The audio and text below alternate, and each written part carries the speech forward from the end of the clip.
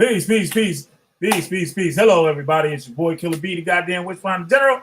Got a witch, I'll burn their asses up. Got another lesson here for y'all tonight.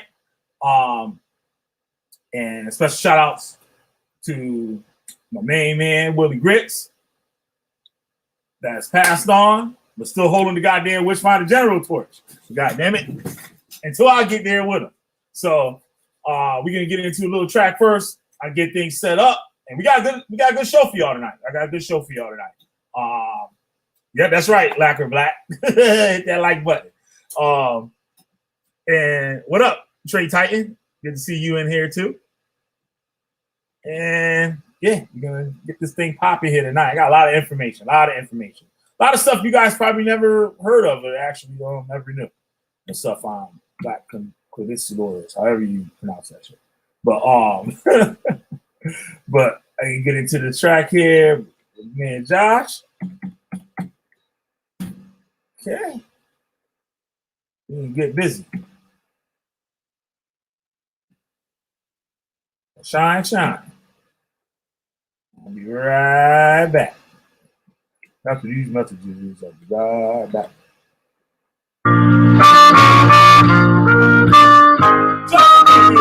Y'all know what it is.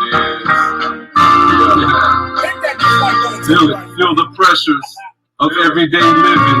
Wondering what a system will be given. Driven to do better. Break us from these chains and fetters. Regretter when I could have did something positive. And I didn't. Like many out here swimming. Gotta lie around. Realize power in your crown. Understand and teach. Wipe away the little child's frown. You know how I get down. Bring the truth. Tighten what's loose. Spread mercy. Even if you refuse. We got breath. We got next. We got Jews. Written throughout numerous generation texts. I don't need to be liked, but there will be respect. Yes, sir. Talk with your highness on the daily. Tell me workplace is crazy. I say unite and do something amazing. Caught up in your emotions, you get lazy. Get lazy, man. Don't want to become the devil's plaything. They say Josh is a Christian. They say he lacked power-wide vision. Y'all done changed the scriptures. Moses water drop. Nourishing my crops, saving lots, respect the Dharma on top. Y'all lost, that's why I'm biding my time. You know it's filthy crime. You should respect the mind, the grind, as we better our economy. Do it. Transform a party system folly. No illegal robbing.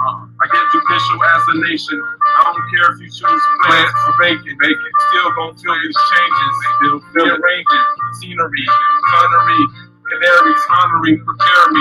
Lose you devils with a well-placed rhyme. Suleiman wisdom, continue to drop dimes. Drop them, aight man. Drop them. Lines go well with my lily koi produce.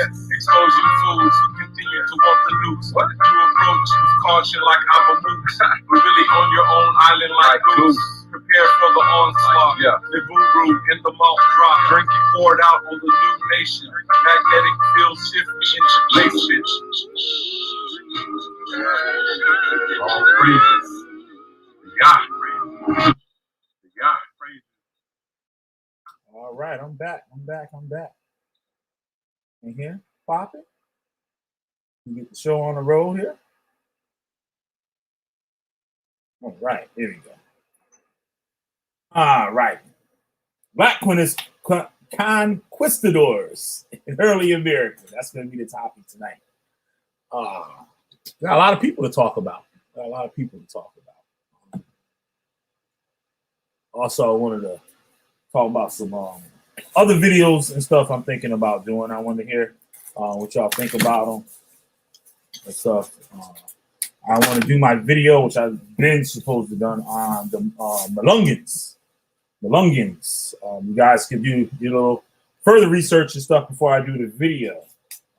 There are people, mixed race people, that have created their own culture and community and stuff on the East Coast, Middle East and stuff area in the United States, and they have a pretty deep history. Also, studying that, I have come across the term Moor. And y'all seen, some of you, if you haven't, go check for it on my channel. on Moors and who were the Moors and where they originated and stuff like that. You trying to be funny, like a black conquistadors. That Malungan. Is that what you said? I thought you were trying to be cute. Malungans. It's spelled MELUNGEONS. Malungans. If you be on my ass and shit, I never know when you trying to be funny and shit. Yep, Malungans. I have to search that word. And we can get right on into this joint here. Well, I want to start with first. There's quite a few of these people that came with the Conquistadors and explorers and stuff like that. It's pretty deep. And their story is really interesting too. And how they came about being where they are and stuff like that. I came across this topic. I was on a Facebook post, and they were talking about the Native Americans and stuff like that. You got a lot of the crazy Hispanic Black Hebrew Israelites. It's funny that they just try to hijack the whole cult and try to make it all their own. Without really, and you get to learn how much they really don't know their history.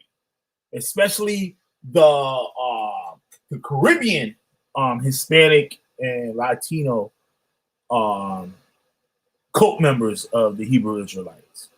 They really don't know too much about their culture.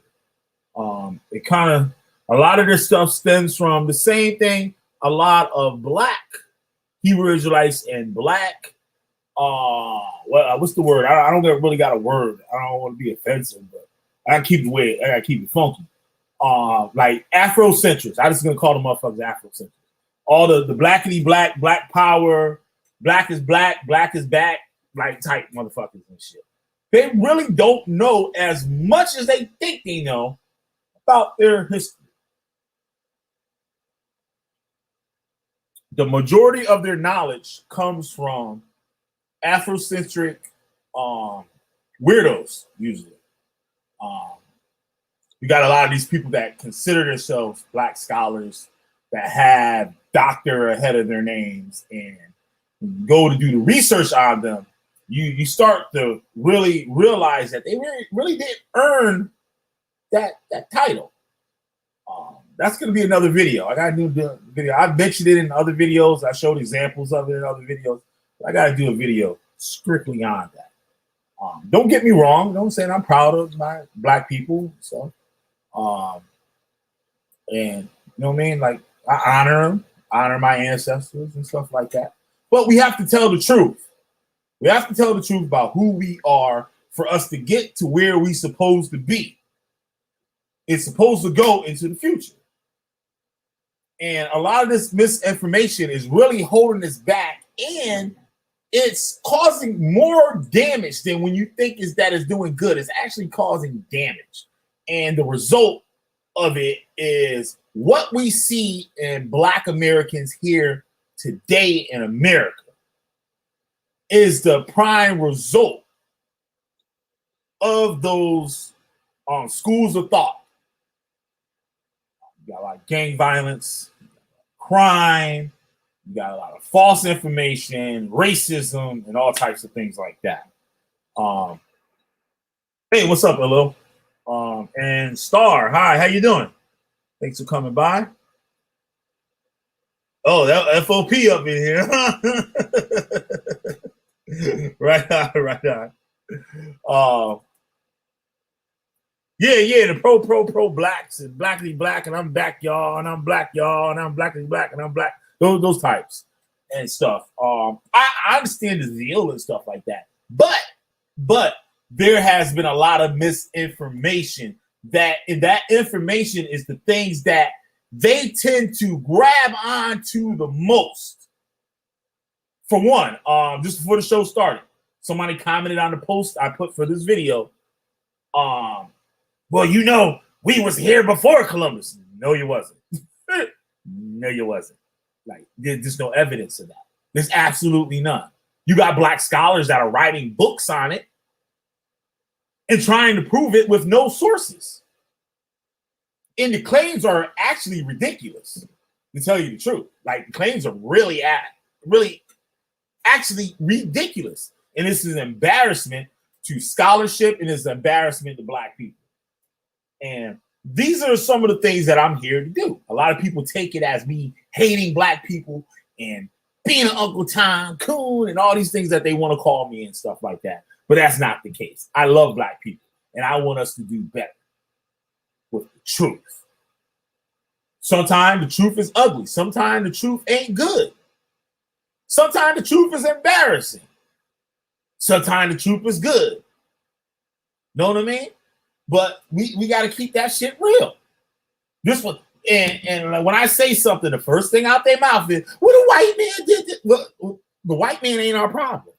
The white man has nothing to do with us. It's just like a child. You got two kids, and somebody do some dumb shit, and what the kid that did it do? Well, he did it too. Well, what about him? No. He didn't get caught. The issue is with you. I saw you do it. So that's who I'm dealing with. Don't point the finger to get the attention off of you, because that's what they do. They want to point the attention and mask the things that they do wrong. The things that are correct about them. They want to mask it. They want to throw something over it. Point the finger. Hey, look over there. Don't look at me. Look over there. You don't see what's going on here. Let's look over there, what they do. You know what I mean? So, like, we got to get out of that. But anyway, let's get on with the show. I'm going to start off with Pedro. I don't know why I do these videos and got shit in here I can't pronounce. I stay doing it, but y'all going to be laughing and shit. Deal with shit. Y'all ain't come up with it. Y'all ain't got no video. Y'all going to have to deal with that shit. All right, Pedro Mijas. I think that's how you pronounce it. I have a feeling I'm going to be using my little thing.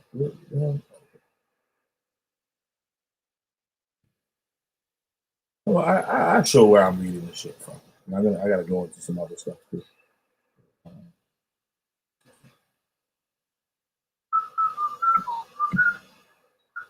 Oh shit, bro, this dude.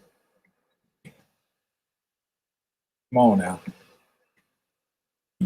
Not for bullshit. Okay, all right. Pedro yeah, that's how you pronounce it. Oh, okay, I saw what happened. All right, let me share my screen here.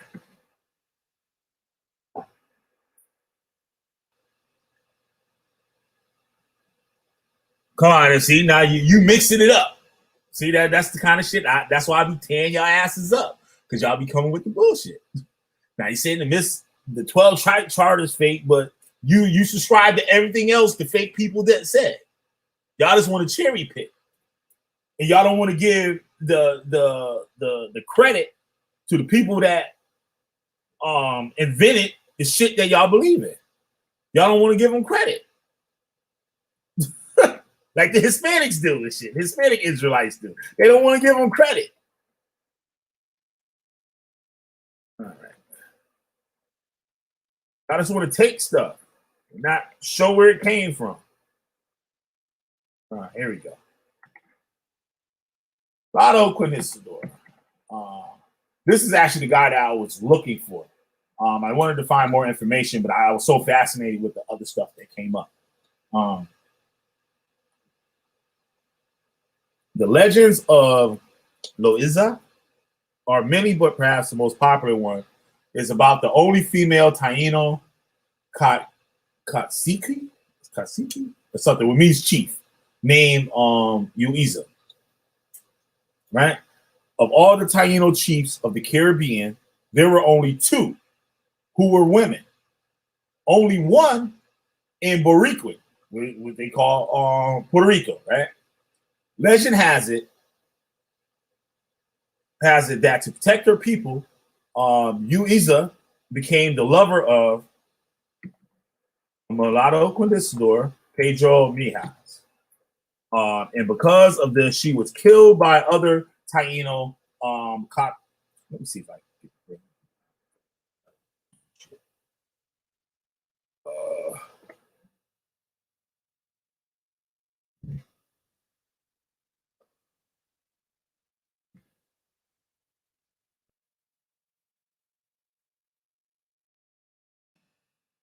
And because of this she was killed by other Taino Cossacks, who thought she was a traitor to have been with a Spaniard. She actually was a hero and greatly admired by her own tribal people, even today. All right, Mr. Robot said it. Okay. This may be the legend that gives meaning to the mix of Louisa of Black Africans and Taino Indians. And it may be, in fact, be a historical truth, an actual fact. There are no historical documents to prove this, though. Her marriage with Mijas, right?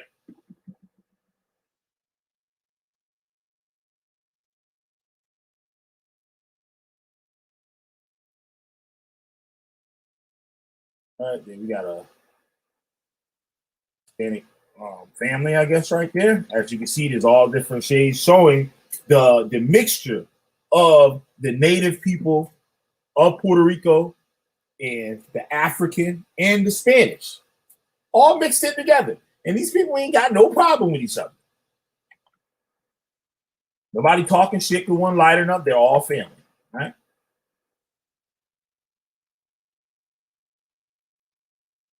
Here's another one, but I got another thing here for that. Okay, let me go to my other source. Let me get rid of it.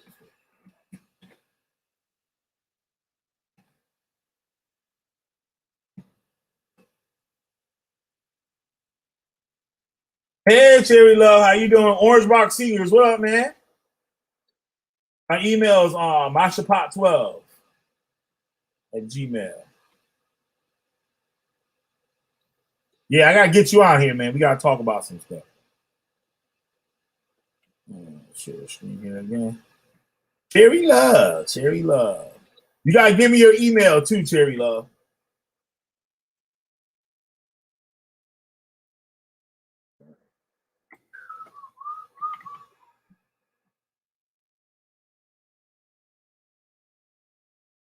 All right, give me a second. I'll get to it.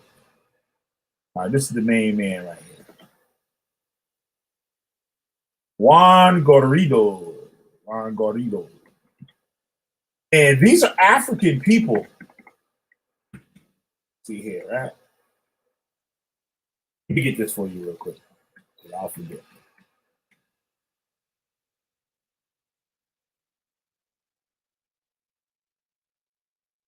All right, cool. I'll just send you an email. I'll just send you an email afterwards. So I got it in the chat thing. So I'll send you an email afterwards. You have mine. All right.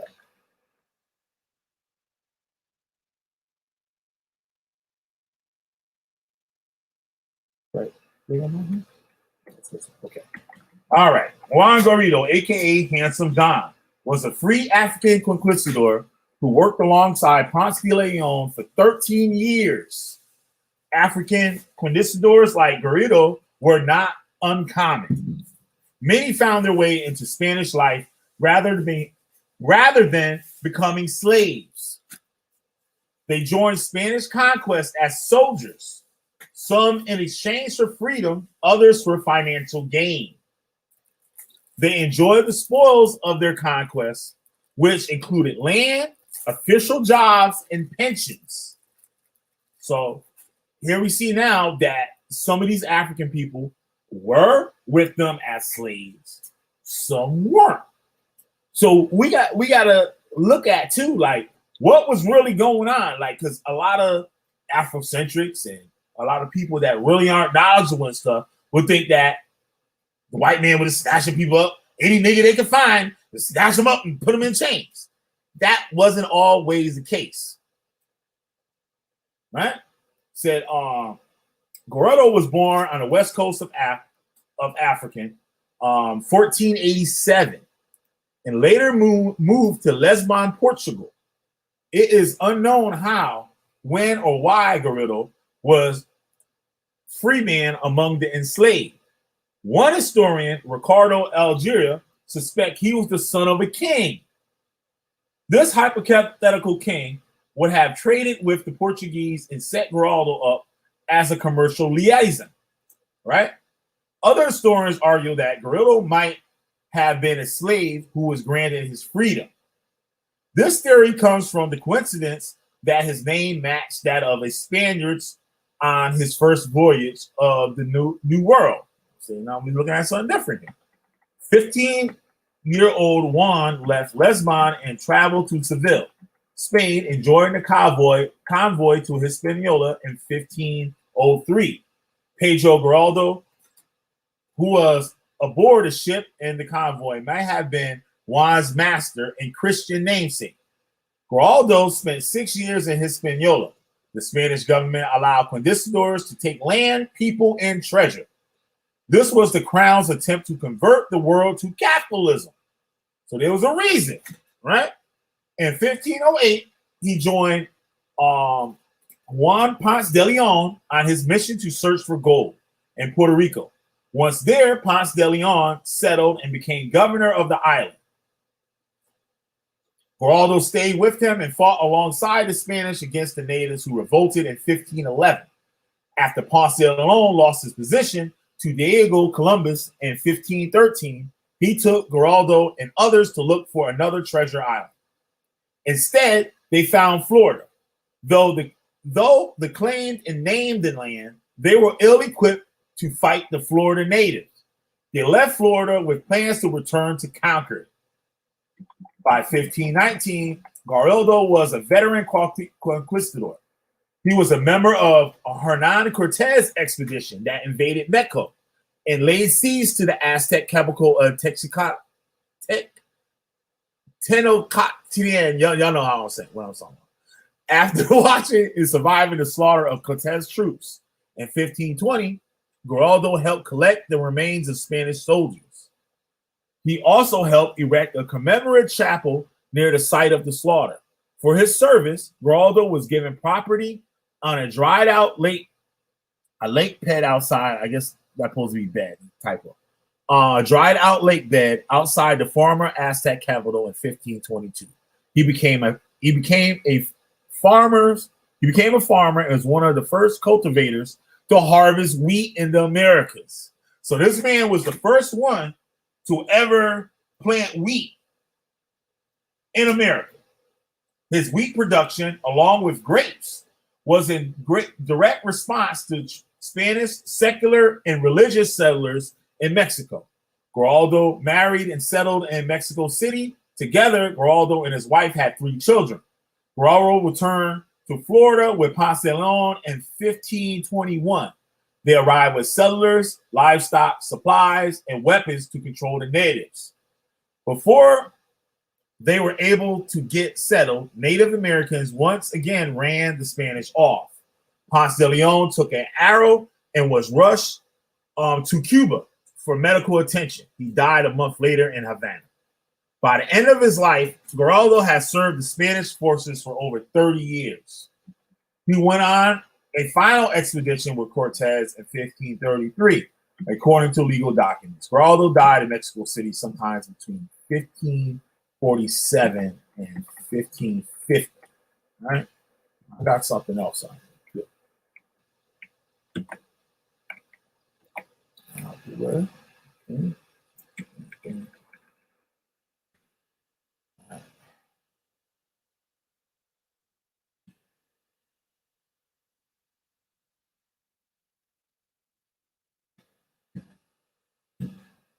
Oh, no. Just again.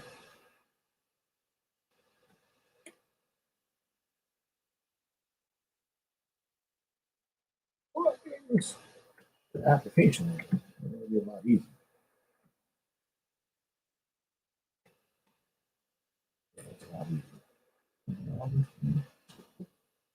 Here we go. A lot easier. Much easier. All right. This is what He was an African Christian born in the Kingdom of Congo. We see Congo or Congolese by birth, not to be confused with Congolese from the Democratic Republic of Congo or the Republic of Congo, aka Congo Brazzaville. These two countries were created after the Berlin Conference in 1885. He went to Portugal as a young man, and converting to Catholicism, he chose the Spanish name Juan Guaido. Right now, you see, now he converted to Catholicism. Not all in every case was these people forced into Catholicism. Sometimes these people accepted Christianity. There's a lot of people in the Congo that accepted Christianity, and they accepted it right alongside their own religion. And sometimes they saw Catholicism or Christianity more beneficial than their native religions. Right? That's a whole nother video. Joined the Spanish expedition to ride in Santo Domingo, 1502. He participated in the invasion of present-day Puerto Rico and Cuba in 1508. In 1513, as part of Juan Ponce de Leon entourage in search of gold, the expedition landed in Florida. He is one of the first known Africans to arrive in North America. By 1519, he had joined Cortez forces and invaded present-day Mexico, participating in the siege of Tectocatlan, whatever. He married and settled in Mexico City, where he was one of the first known farmers to have sold weed in America. He continued to serve the Spanish forces for more than 30 years, including expeditions to Western Mexico and to the Pacific. His early life.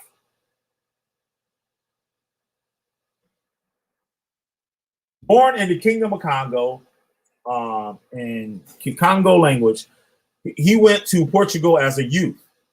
When baptized, he took the name Juan Guaido, means handsome John. He went to Seville, where he joined an expedition to the New World, possibly traveling in assistance to Pedro Guaido's. Arriving in San Domingo in 1502 or 1503, Guaido was among the earliest Africans to reach the Americas. He was one of the numerous Africans, or possibly a freedman, who had joined expeditions from Seville to the Americas.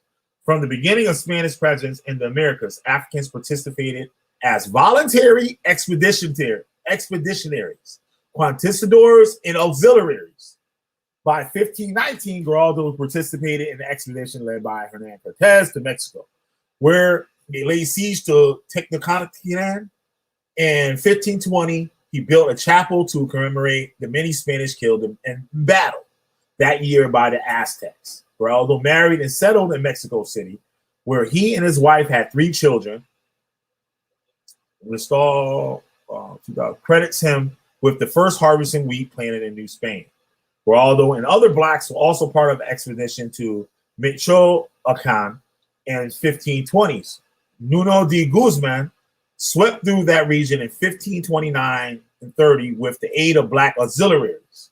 In 1538, Guaido provided testimony on his 30 years of service as a conquistador.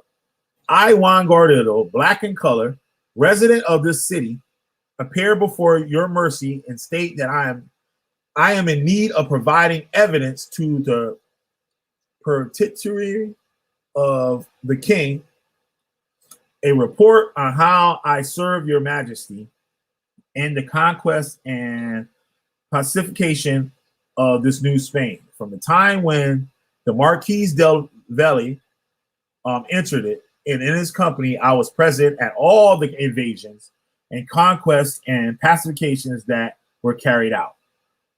Always with the said Marquis, all of which I did at my own expense, without being given either salary or allotment of natives or anything else.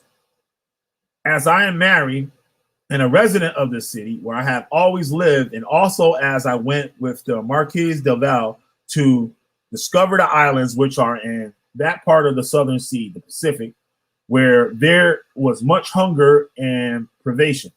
And also as I went to discover and pacify the islands of San Juan, the Boricuan, the Puerto Rico, and also as I went on the pacification and conquest of the island of Cuba with the with the Adelantado, Diego Velazquez, in all these ways for 30 years have I served and continue to serve your majesty. For these reasons stated above, I do petition your mercy. Also because I was the first to have the inspiration to sow wheat here in New Spain and to see if it took. I did this and experimented at my own expense. All right.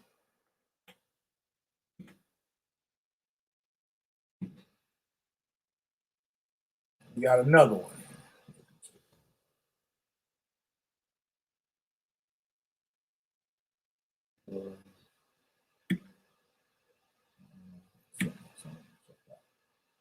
Yeah, this is good. I'm gonna read this other thing first. 1 second here.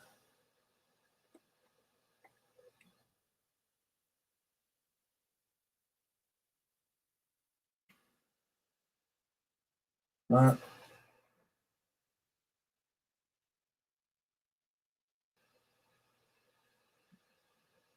All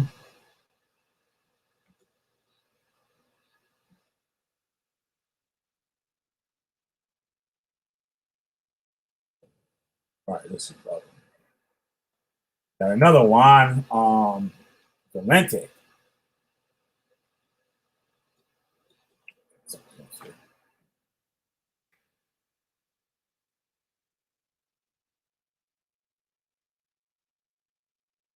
Trying to read these comments here. Let me scroll down. Scroll down.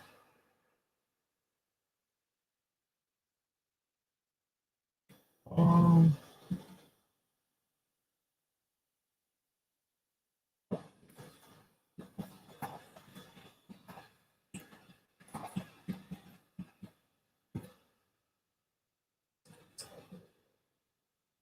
what's going on? Let me see.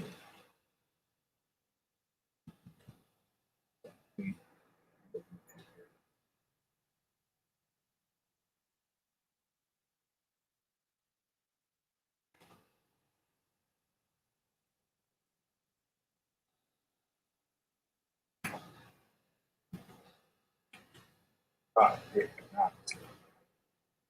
What's up, Bible Study Hall 11? Okay, wait, he had something to say here. Let me see what he said.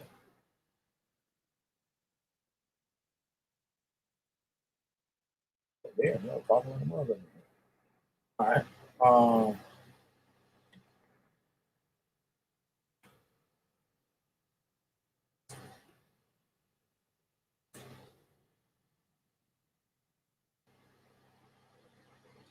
right. Try to talk sense to these people.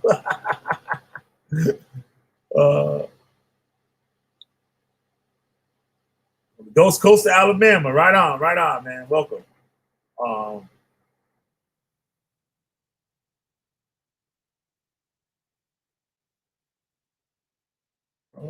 else? The selections between you.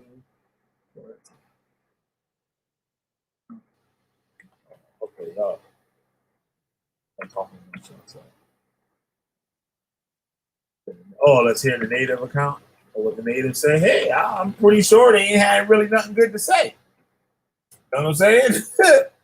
No, but we got to remember some of these Indians, some of those natives was helping those conquistadors. So as we see, it is some type of, give and take. You know what I mean? You scratch my back, I scratch your back. You might be having some problems with these other natives over here on the other side. So y'all come on over here and help us. Like, you know what I'm saying? We'll show you how to get these dudes. Like, you know what I mean? So that's another thing. You can't always look at people. There's other things that's going on besides what certain type of, like I talked about before, like a lot of the Afrocentrics, right? They only want to put out certain things. They don't want to show where Africans and Europeans were getting along. Or they don't want to show where natives and Africans and slaves was getting along. They want to show other stuff. Now, I'm not saying just the Afrocentrics. You got the Eurocentrics doing the same thing. So we got to get both so we can get to a certain truth of what really was going on. Because all of it is about selling books and selling videos and getting subscribers and all this stuff and getting lectures to do, getting money to do lectures. Y'all have to get your minds out of that. You have to step back and look at both things. And I'm what you call what they call a devil's advocate, like a person that looked up the other way, like you trying to figure out something. But I'm the dude. I'm gonna look in reverse. You know what I mean? I'm not just gonna look at one side or what side that I feel winning or what side that I want to be on. Because a lot of people research just the things that make their point and won't talk about the other stuff that will not make their point valid. You know what I'm saying? If I don't bring up this, I'm winning. You know what I'm saying? So I'm only going to give you this section of information. So it look like I'm winning. Yeah, it's not about the truth for these people. It's about like their ego and we the black rulers of the earth. Like according to these niggas and shit, black people you rule the goddamn universe. And we ain't been on no other goddamn planet except the motherfucking moon. So they say, well shit, they got pictures of it and shit. Fuck it. You know what I'm saying? Until somebody prove it not right. Until they say it ain't right, whatever. According to them and shit, we own Mars and Jupiter and everything else. Reference to Chilam Balam of Shamel is a very detailed account on how the Catholic Christians fermented dissension and schisms among them. Yeah, I'm sure they did shit like that. Because, you know, it was about money. I say this time and time again. Those missionaries and stuff that came to the New World, that came to Africa or whatever the hell, they went over there and said, hey, I think those Native Americans over there, they might be the Israelites. Now they gonna bring that on back to the Pope. And guess what the Pope gonna do? Give them some money. Give them some money. So it's about business. An old missionary ain't going over there just to be pushing God. He got to eat when he over there too. Yeah, right? We was Martians. Right? So these people, it was about bread. Like everybody needs funding. You got to have some type of money to make things happen. So, you know, the king's stupid. The king don't know nothing. He got advisors and all this stuff like to make decisions. And then he said, all right, go ahead with it. He got the final say after he listened to everybody else and shit. So if the missionary come back, he's like, yo, man, shit.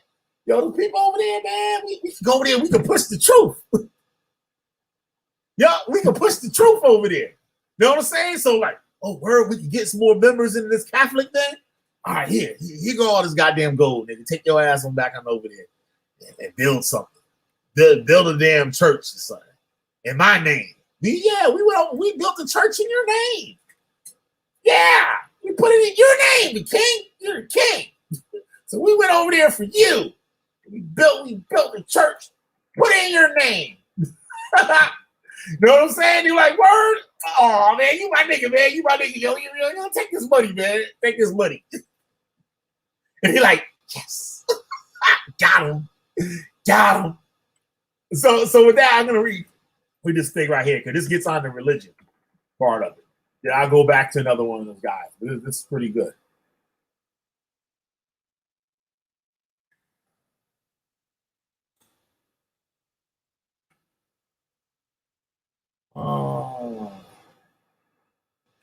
So important talking about religion.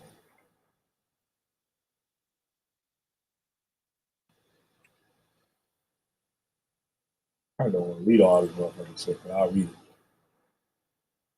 It's part of it. This is the one. So,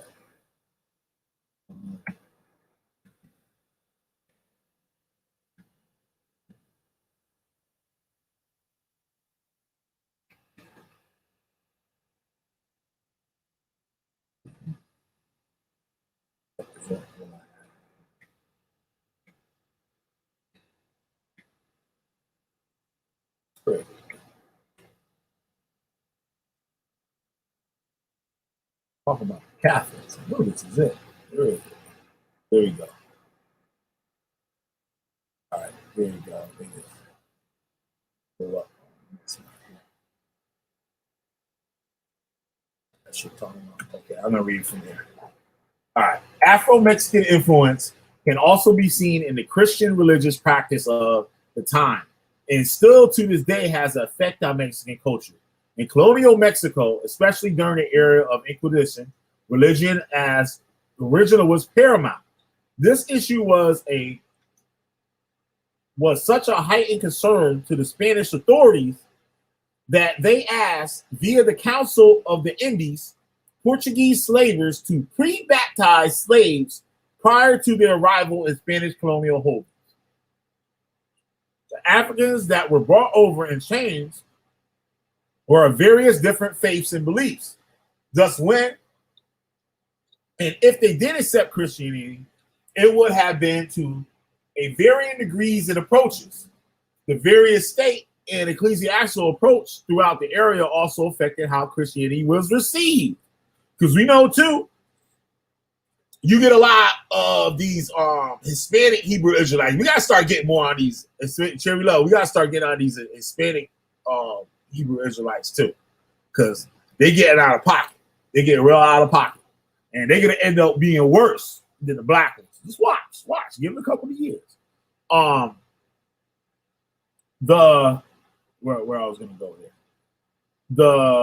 Okay, let me just switch it. Okay, you got the various state and ecclesiastical approach throughout. Oh yeah, this is where I was gonna go. Where they talk about how Jesus, the Aztecs or the Mayans, one of the two, one of their gods or something was Jesus. Like you could put Jesus and this dude right together and it's like the same thing. So they were saying they're the Israelites, and you know what I mean, and their culture was like the same thing in the Bible, so whatever foolishness. But what it was, the damn missionaries, like I said, they wanted some bread. So they had to get these people to fall in line. So they let them worship their thing and show that, hey, this is kind of like Jesus. Like, you know what I mean? I got a PDF on that. I should make another video on that. I just got to dig out the PDF. But then let me finish reading this.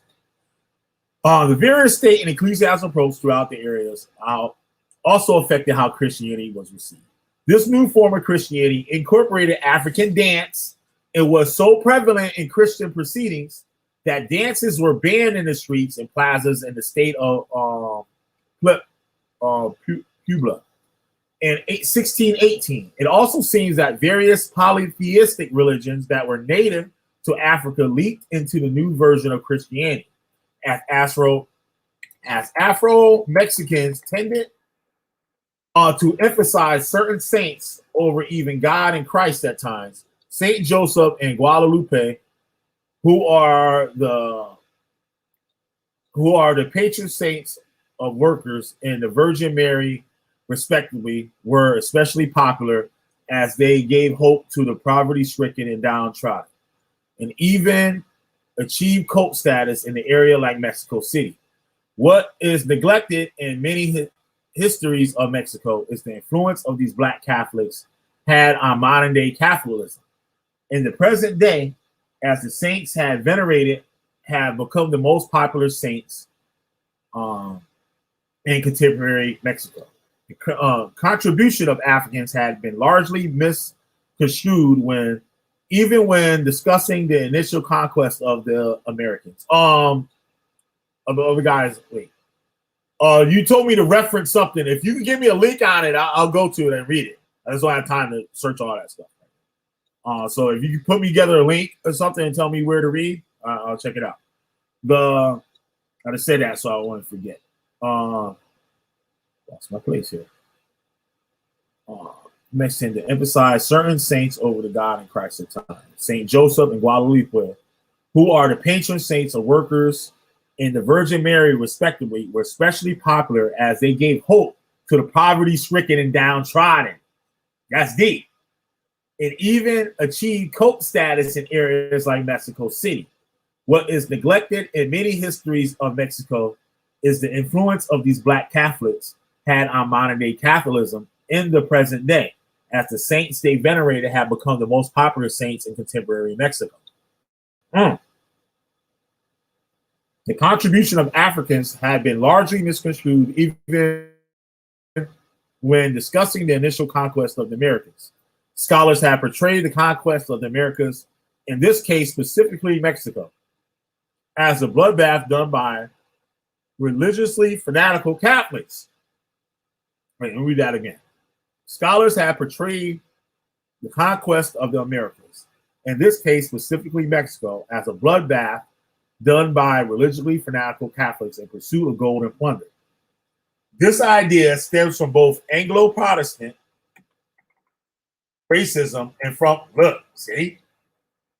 racism and from historians emphasizing how badly the Amerindians were treated, while the former narrative holds a bit more truth than the latter. Both portray the complexity of the situation. Both leave out just how big of a role Afro-Latinos played in the conquest of America. Black conquistadors were present in Cortez's famous expedition, which led to the fall of the Aztec Empire. It is only through the close analysis of records and historical accounts that these Afro-Mexican conquistadors have been discovered once more. Historian Matthew Restall is one of the few scholars doing any sort of work regarding Afro-conquistadors. If Africans are mentioned in the history of the Spanish conquest of Mexico, they are either referred to as servants or slaves, and thereby the true nature of their role is diminished. Interesting enough, there is a fair amount of history exploring the role of indigenous individuals in the Spanish invasions of Mexico. Even though they are often portrayed as traitors or selfish in their betrayal of their own people, I just got through saying this, at the very least mentioned, it is unclear why this paradox exists, but is not the only one.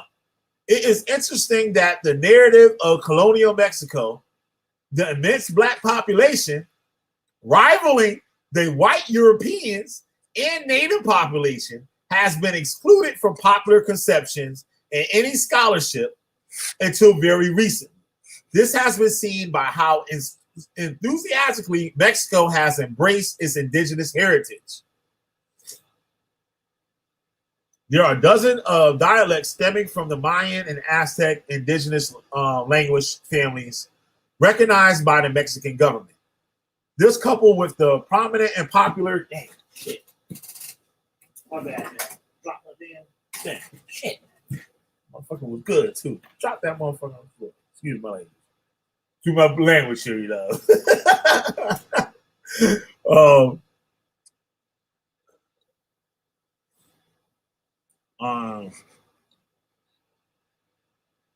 Mexico has embraced its indigenous heritage. There are dozens of dialects stemming from the Mayan and Aztec indigenous language families recognized by the Mexican government. This, coupled with the prominent and popular celebration of the indigenous heritage of the country, shows just how much of a disparity there is between Afro and indigenous Mexican culture in terms of popular conception. Throughout many historical studies, African slaves have been omitted from nearly every discussion on the Spanish mining industry. The other forms of labor in which Africans engage in depends largely on whether they were in an urban or rural setting. The difference regarding slave labor in these two environments.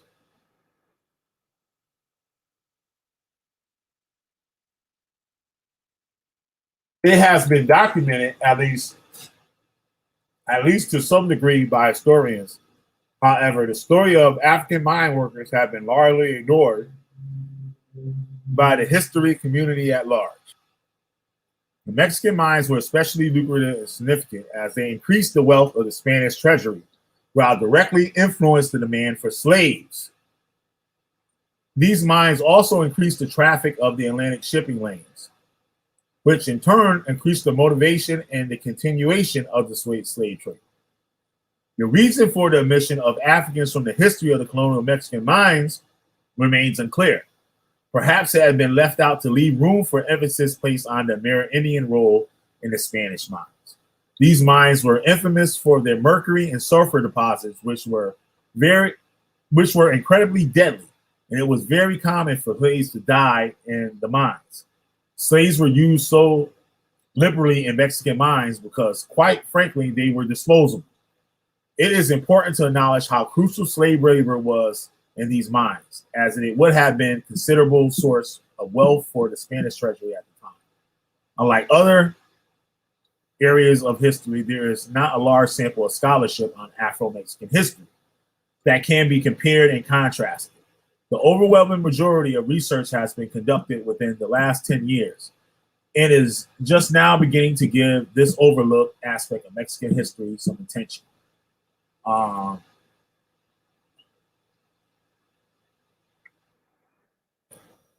The initial perspective of the subject argued that the Spanish, especially the Indo-Eurasian Spaniards, had that had something to do with the Moors or something like that. There was a land or something. I don't know. Y'all tell me in the chat if y'all know something about that. I ran across that word recently. Spaniards had a particular distaste for Black Africans and thus looked down upon them. This line of thinking is incredibly problematic as it follows the structure of Anglo-Protestant ethnocentrism, more so than any form of reliable scholarship. Spain's colonial holdings had similar opinions of race as their Franco and Anglo counterparts. It was not until much later that we saw the development of racial attitudes that would be identified as racist today. As problematic in this line of thinking may be, it is telling of just how biased the work of this subject has been, as theories such as this have existed in academia for decades. See what y'all saying.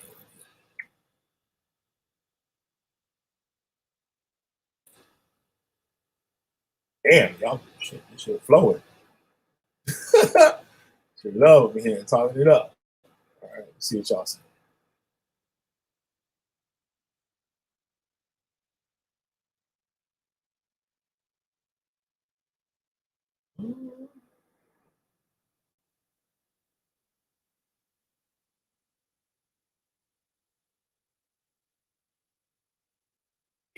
Yeah, crazy.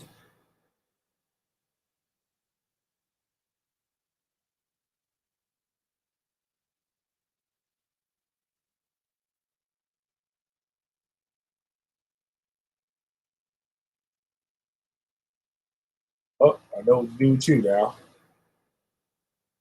Black or black, my bad. I'm supposed to be giving you that damn wrench.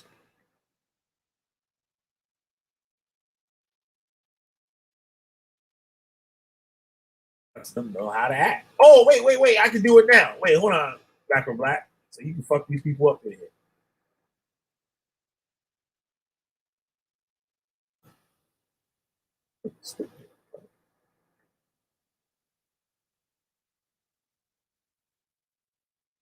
Israelite nutcases. That's all they know how to do.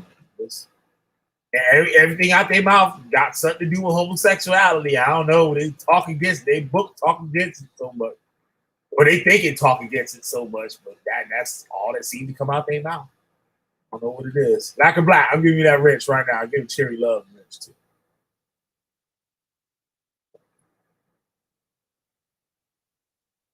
All right.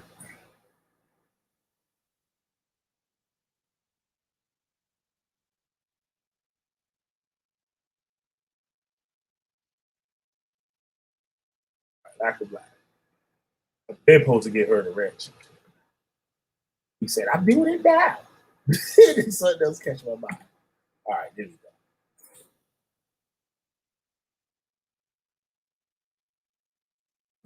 go.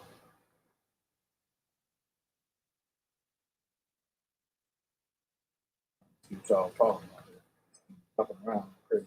Okay, all right. All right.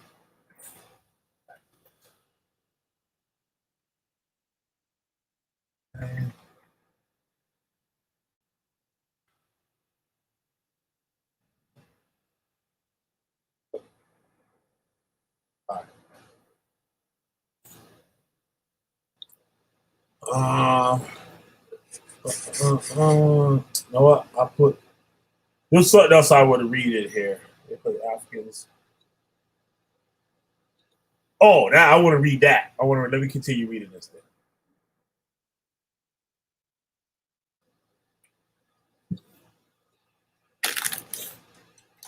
It was not until the end of the 20th century that the subject even began receiving attention whatsoever in terms of historical research. The very first work focuses on general aspects of society. All right, I'm going to skip ahead a little bit.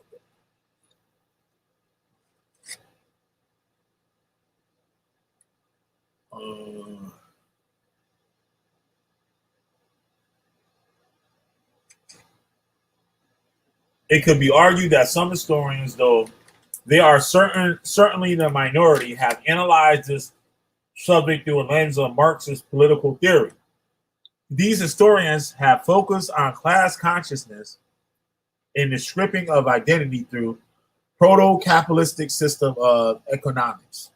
It has been interesting to see how this research will take shape and be viewed in today's political climate. That the discourse will be undoubtedly become political in nature, if not directly, then indirectly. The fact of the matter is, despite revisionist historians' attempts, Mexico, both in the colonial period and today, would not be what it is without the contributions of Africans and their descendants. This is largely absent from popular conception and historical discourse alike. Mexico is the day struggles at acknowledging African heritage, as it was not until 2015 they placed Africans on their census. That's deep. It wasn't until 2015 that they placed African on their census. That's something else too with in America, right? When did I don't remember young and seeing Hispanic on like a forum or something when you had to put your race. I don't know, any people in here in their 40s or something like that, remember that? And like when you were a teen, like having an application or something, it's asking your race.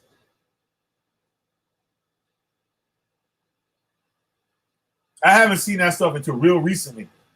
Just like saying Hispanic, black, or Hispanic, white. Those are some new things that they put on there too that I haven't seen like years ago. It seems that the fault lies not necessarily on the shoulders of historians, but rather on the culture as a whole. As a subsequent culture studying Mexican history, what is strange is that a culture that actively admits that it is multicultural and multiracial takes such issues with discussing certain races over others. Indeed, it is truly perplexing to consider how holistically Mexico has embraced its indigenous roots, but seems to only just now be acknowledging its African heritage. Some have argued that this is hereditary of societies linked to Spain. But this line of argument is troubling, as it tends to oversimplify Mexican society. One can only hope that as time progresses, attitudes toward race also progress as well. It is not that Mexico is rare amongst nations and cultures and the inherent issues with facing their racial and social history. As the same can be said about the United States. Scholarship rather must take the lead and conduct further research and knowledge and contributions of Africans and their descendants in the context of Mexican culture. I don't think I need to read it. I'm going to give y'all the link to this. But there was another thing I wanted to say too. I had an article that was saying that Hispanics were considering themselves white before the civil rights movement, and that the term minority was created for Hispanics and not blacks. It was created for Hispanics to take advantage of the benefits of civil rights. Y'all chime on that if y'all know anything about that. I might get that article and post that in the chat too in a little bit. I want to get back to the Conquistadors. Copy this.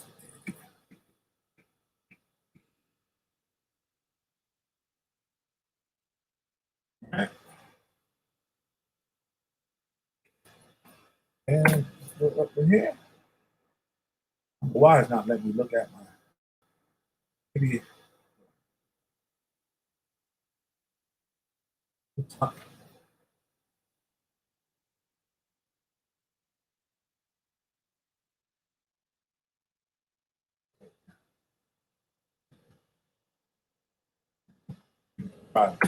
nuts.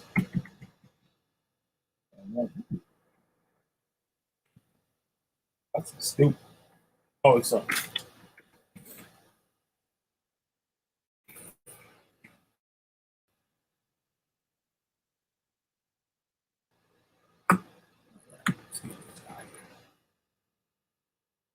I didn't read this dude yet. I don't think I did.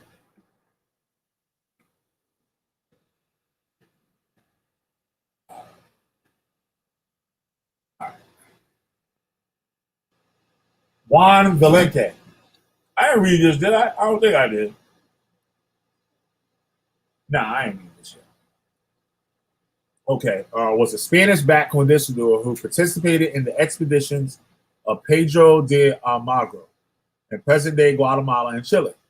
Taken into captivity as a slave in Africa, he was transported to Mexico, where he was purchased by a Spaniard who returned with him to Spain as a young man. Valente negotiated a kind of lease permission to join the Conquistadors expedition for the chance to earn profits and buy his freedom. He ended up staying in Chile. Valente was born with another name in Western Africa. In 1505, he was enslaved and transported to Mexico. He was brought by Alonso Valente, a Spanish colonist, who had him baptized as Catholic under the name Juan Valente. When the senior man returned to Spain, he took the young slaves with him as a servant. In 1533, Valente signed a contract with his master. It allowed him to seek new chances as a conquistador and to return in 4 years with profits from the expedition to share with his master and use to buy his freedom. Check this out. He sailed to Guatemala and participated in Pedro de Alvarado's expedition. He went to Chile with Alvarado and joined Pedro de Valdivia's company. Such black conquistadors as Juan Guerrero and Sebastian Toro in Mexico, Juan Bardeles in Honduras and Panama, and Juan Beltran were among those who participated in expeditions in the world. Many were also born in Africa, taken captive, enslaved, and later became free.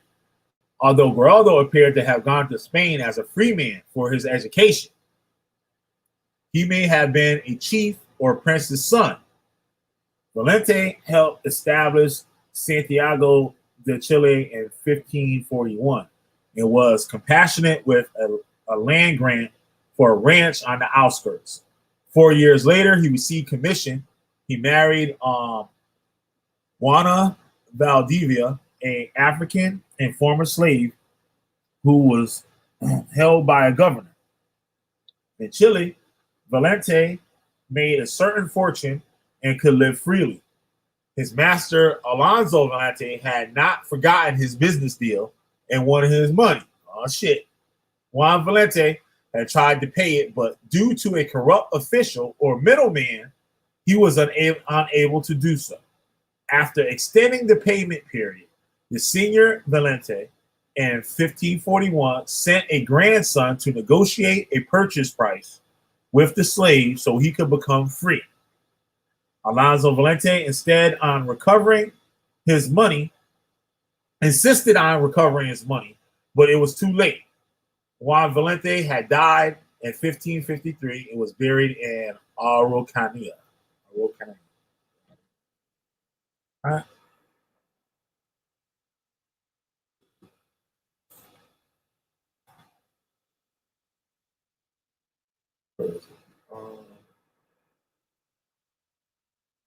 Oh, snap.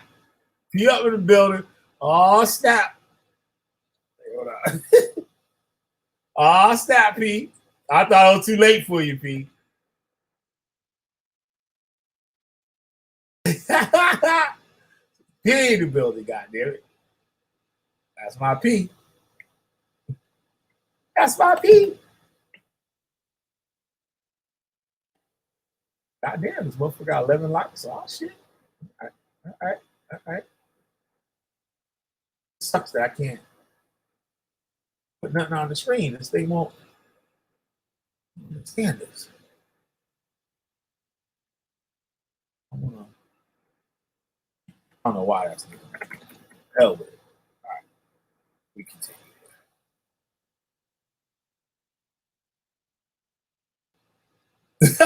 Say we co-workers now.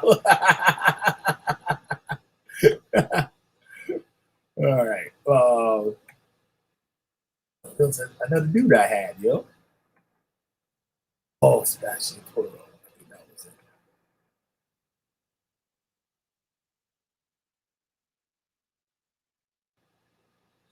No, I know what I got. Afro.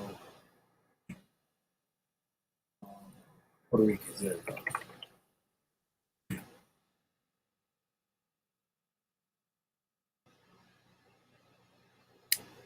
Well, this is the information. There's some good stuff. Yeah, this is good. Check this out, y'all. Check this out. How the Spanish workday is a little different than like the English, like the Americans. Like what the Spanish didn't run, it was with slavery and stuff, it was handled a certain way. And the Spanish handled things a little different too. If y'all remember that Paulo Miambe video I did, where they were saying the Spaniards, even the Spaniards were saying the Americans, like in the United States, were more brutal, and they were just like the Spanish looked at them like they wasn't shit the way they were treating the slaves and stuff. But check this out. Afro-Puerto Ricans are Puerto Ricans who are predominantly of partial African descent. The history of Puerto Ricans of African descent begins with free African men known as libertos, who accompanied the Spanish Conquistadors in an invasion of the island. The Spaniards enslaved the Taínos, the native inhabitants of the island, many of whom died as a result of new infectious diseases and the Spaniards' oppressive colonialization efforts. Now, disease is what killed them the most. I read that in another video I did. It was disease that killed, like, a lot of the people they put, like, the Spanish were just slaughtering motherfuckers up and shit, chopping people up and all types of shit, which they were. Know what I'm saying? But the I guess you could say, what's the word I'm looking for? Historians, or I want to say census, but census ain't the right thing. But census could be the right thing. Said that the majority of them, I think it might have been like 80% or something like that. It was a high percentage died from disease, and not just people just killing people. The Spaniards' oppressive colonization efforts. The Spain's royal government needed labor and began to rely on slavery to staff their mining and fort building operation. The crown authorized importing enslaved West Africans as a result. The majority of the African people who entered Puerto Rico were part of the forced migration of the Atlantic slave trade and came from many different cultures and peoples of the African continent. When the gold mines in Puerto Rico were declared depleted, the Spanish crown no longer considered the island to be of high colonial priority. Its chief ports served primarily as a garrison to support naval vessels. The Spaniards encouraged free people of color from British and French possessions in the Caribbean to immigrate to Puerto Rico to provide a population base to support the Puerto Rican garrison. So they wanted free blacks and stuff for the British and French possessions in the Caribbean to immigrate to Puerto Rico to provide the population base to help support the Puerto Rican garrisons for the Navy. The Spanish decree of 1789, listen, allowed slaves to earn or buy their freedom. However, this did little to help the situation. The expansion of sugarcane plantations drove up the demand for labor, and the slave population increased dramatically as new slaves were imported. Throughout the years, there were many slave revolts in the island. Slaves who were promised their freedom joined the 1868 uprising against Spanish colonial rule, and what is known as the Grito de Lares. On March 22nd, 1873, slavery was abolished in Puerto Rico. The contributions of ethnic Africans to the music, art, language, and heritage have been instrumental to Puerto Rican culture.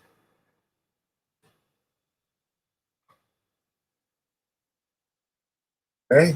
When Ponce de Leon, the Spaniards arrived on the island of Boriquen, they were greeted by the. All right, my nose is all stuffed up. Damn.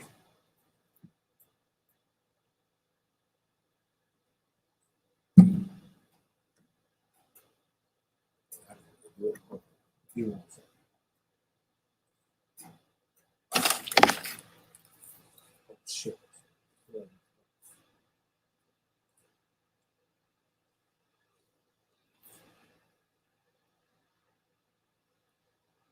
All right, that might clear up my nose a little bit.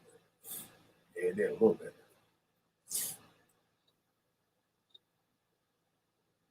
All right.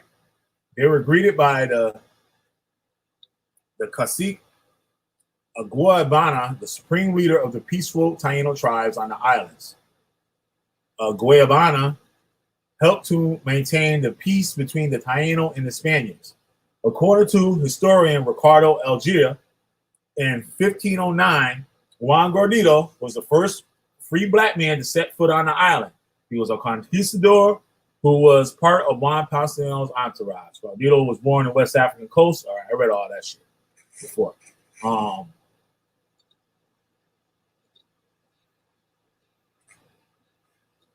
Okay, another free black man who accompanied De Leon was Pedro Mejias, married a Taino woman chief by the name of Yuisa. Yuisa was baptized as a Catholic so that she could marry me.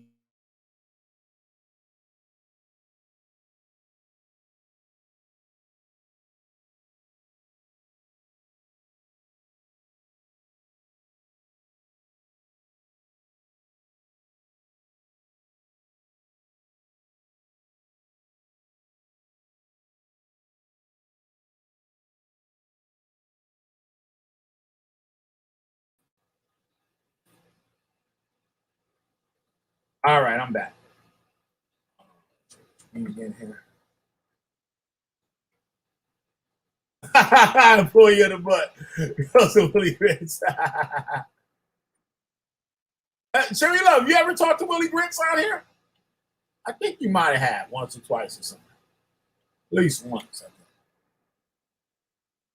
Yeah, that was my boy. He just recently died last Friday night.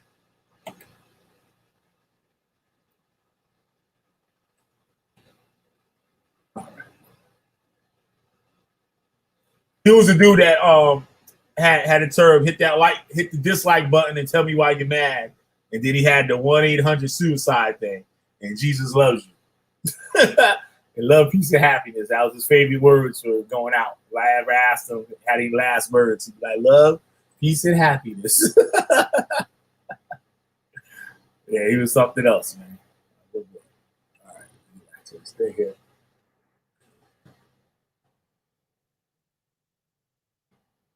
I didn't know how to act. He put that 1-800-suicide number. Said, and remember, Jesus loves you. The peace between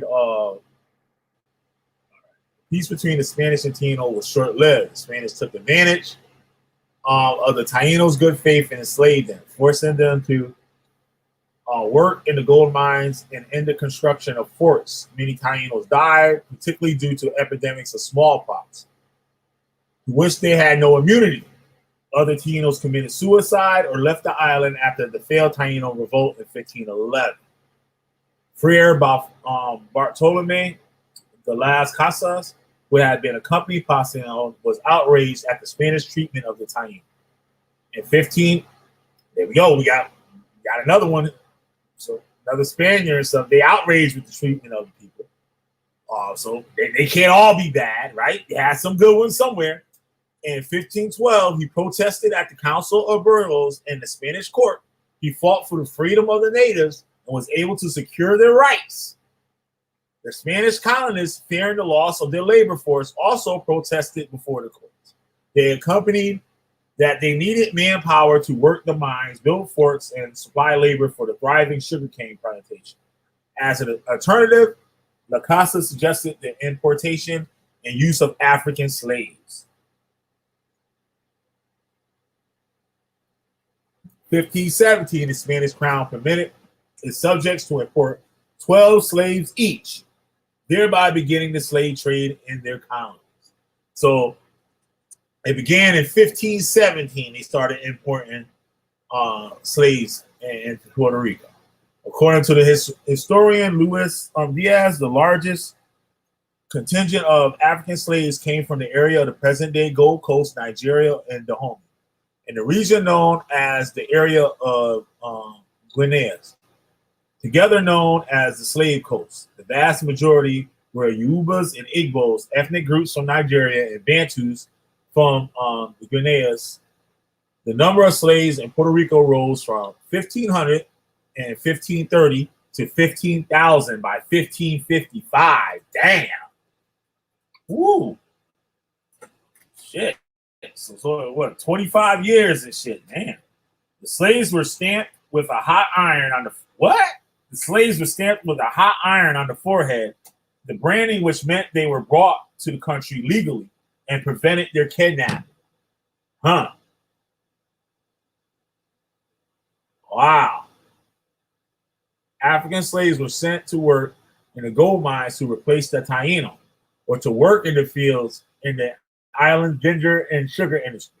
They were allowed to live with their families in Bohio. That's the hunt that the Tainos lived in, on the master's land.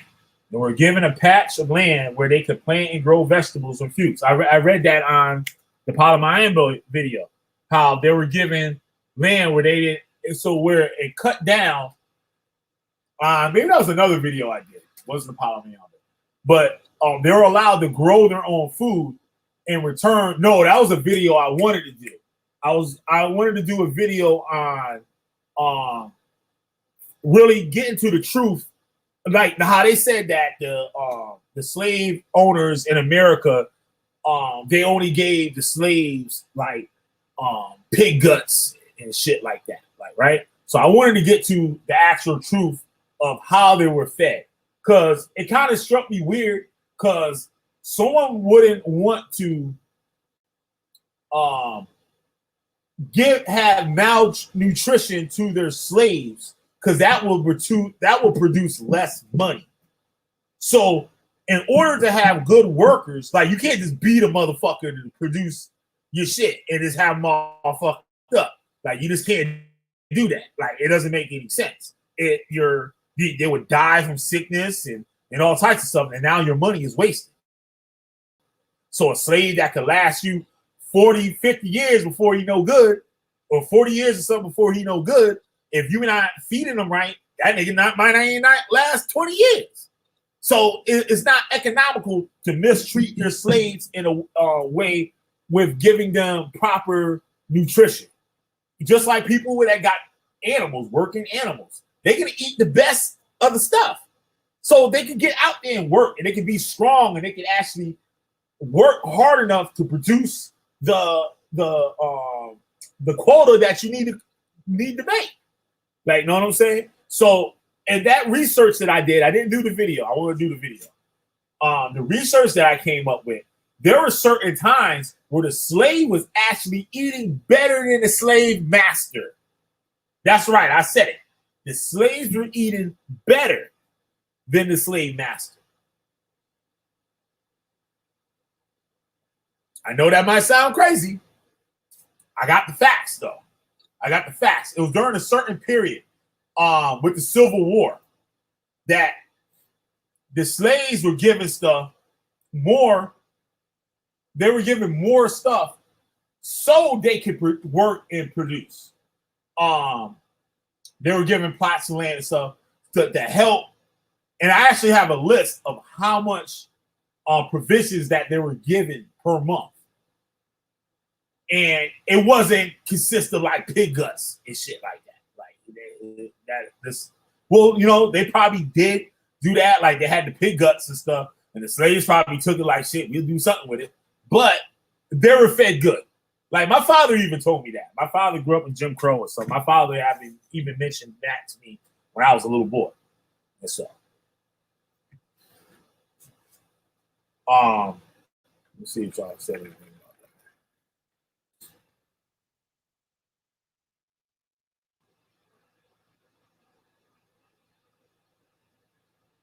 Yeah, yup.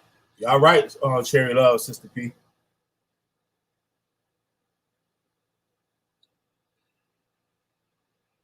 That I never heard that. I'll check that out later. All right.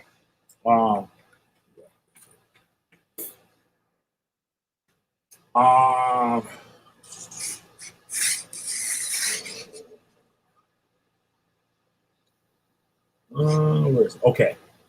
They were given a patch of land where they could plant and grow vegetables and fruits. Blacks had little or no opportunity for advancement and faced discrimination from Spaniards.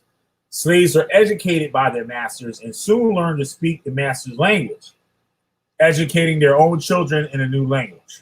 They enriched the Puerto Rican Spanish language by adding words of their own. The Spaniards considered the blacks superior to Taíno, since the latter were unwilling to assimilate. That's interesting. So the Taínos, they were just like, they was hard to work with. They just couldn't work with them. They just couldn't work with them. But the Africans and stuff, they was like, all right, we try to make this the best thing that we can. I guess why we got it, because we stuck here. That's a lot of water to swim across, and we can't drink all that water. So we might as well do something. Act right. Okay, now, since the latter were unwilling to assimilate, the slaves, in contrast, had little choice but to adapt to their lives. Many converted, at least normally, to Christianity, and they were baptized by the Catholic Church, and were given the surnames of their masters. Many slaves were subject to harsh treatment, and women were subject to sexual abuse because of the power relationships. The majority of the conquistadors and farmers who settled the island had arrived without women.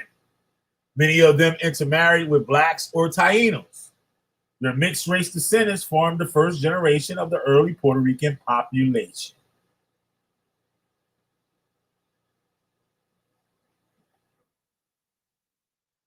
Which is true with a lot of conquistadors. They married some Taíno women, like the natives too, also when they came. 1527, the first major slave rebellion occurred in Puerto Rico. A dozen of the slaves fought against the colonists in a brief revolt. The few slaves who escaped retreated to the mountains and where they resided as Maroons, with surviving Taínos.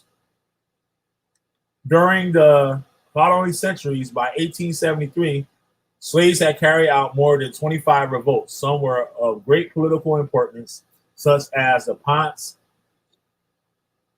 and Vega Baja Baja conspiracies. By 1570, the colonists found that the gold mines were depleted. After gold mines ended on the island, the Spanish crown bypassed Puerto Rico by moving the western shipping routes to the north. The island became primary garrison for those ships that would pass on their way to and from the richer colonies. The cultivation of crops such as tobacco, cotton, cocoa, and ginger became the cornerstones of the economy. With the scale of Puerto Rico's economy reduced, colonial families tended to farm these crops themselves and the demand of slaves was reduced.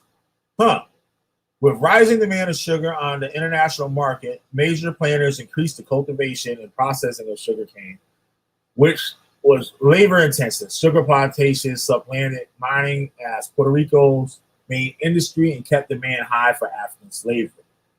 Spain promoted sugarcane development by granting loans and tax exemptions to the owners of the plantations. They were also given permits to participate in the African slave trade. To attract more workers, 1664, Spain offered freedom and land to African descended people from non-Spanish colonies,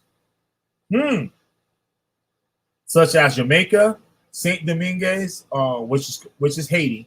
Most of the free people of color who were able to immigrate were a mixed race, with African and European ancestry, typically either British or French paternal ancestry, depending on the colony. The immigrants provided a population base to support the Puerto Rican garrison and its force.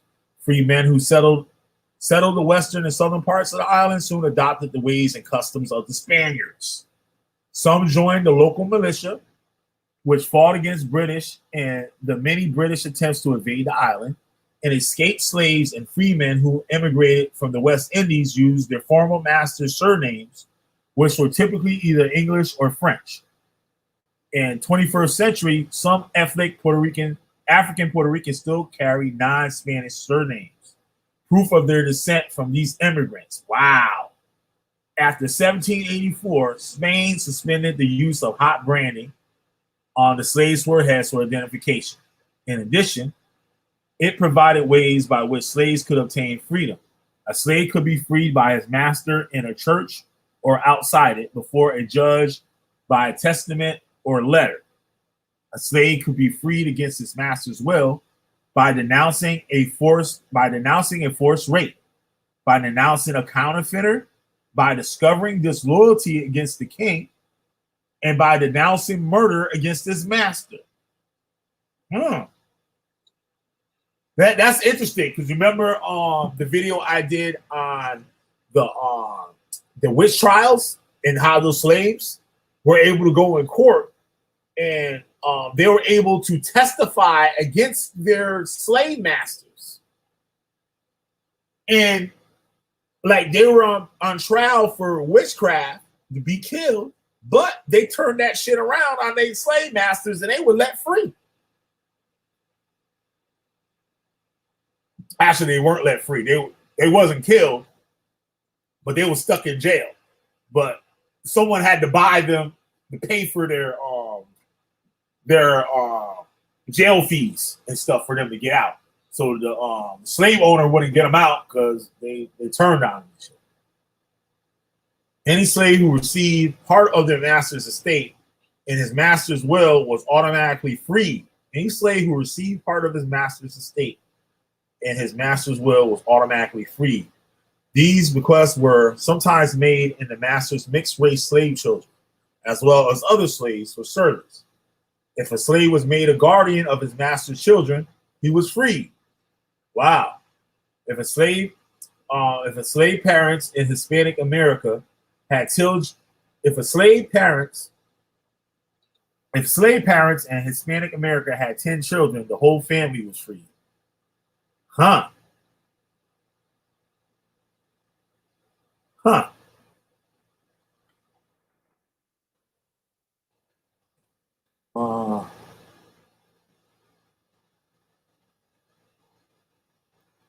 Read some of these here. Oh, there's a lot of degrees and stuff.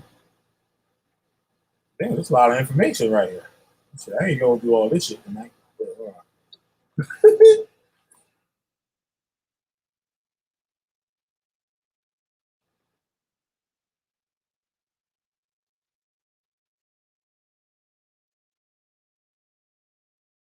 Let's skim through this thing. There's a lot of stuff here.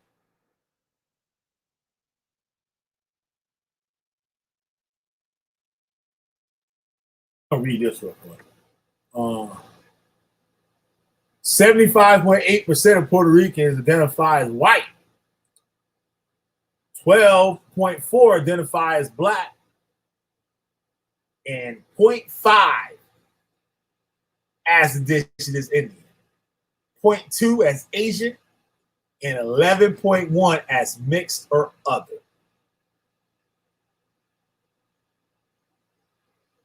What about that? Y'all Hispanic Hebrew Israelites, what about that? That's according to the 2010 census. See, it estimated about 60% of Puerto Ricans have significant African ancestry. 60%. The vast majority of blacks in Puerto Rico are Afro-Puerto Rican, meaning they have been in Puerto Rico for generations, usually since the slave trade, forming an important part of Puerto Rican culture and society. Wow. Under Spanish and American rule, Puerto Rico underwent a whitening process. Puerto Rico went from around 50% of its population classified as black and mulatto in the first quarter of the 19th century to nearly 80% classified, to nearly 80% classified white by the middle of the 20th century. Remember, did I just got through saying that? I just got through telling y'all that. On that article. Wait, let me get that article real quick. Let me get that article.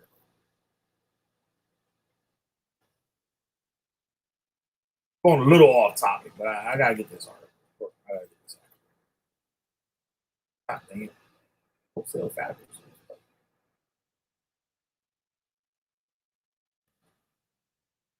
I gotta put this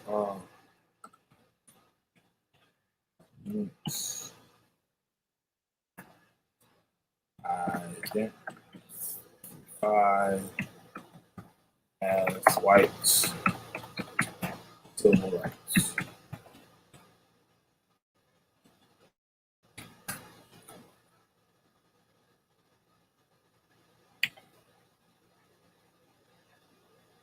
Yeah, this is it right here.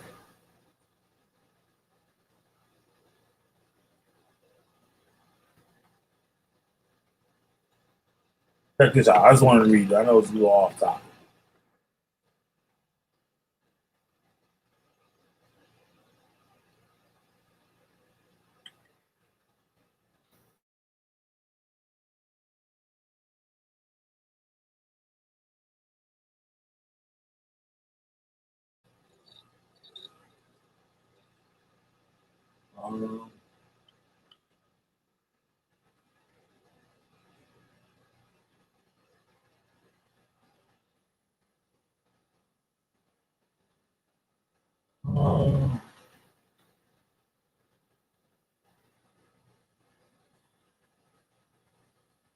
I think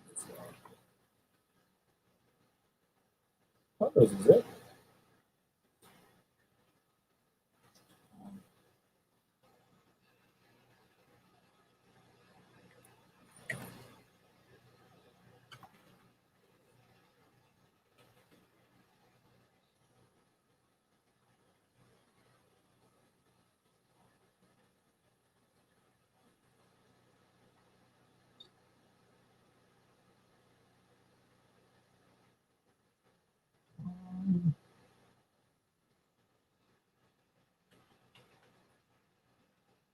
They say that was it, but I didn't see it, did they?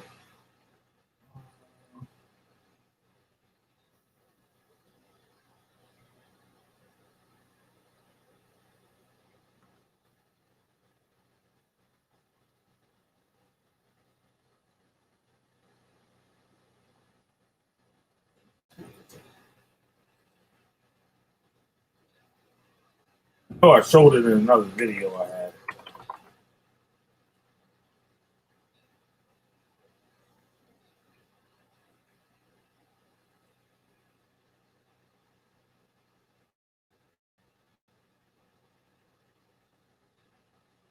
Oh no, I ain't gonna read it. I'll do that for another video.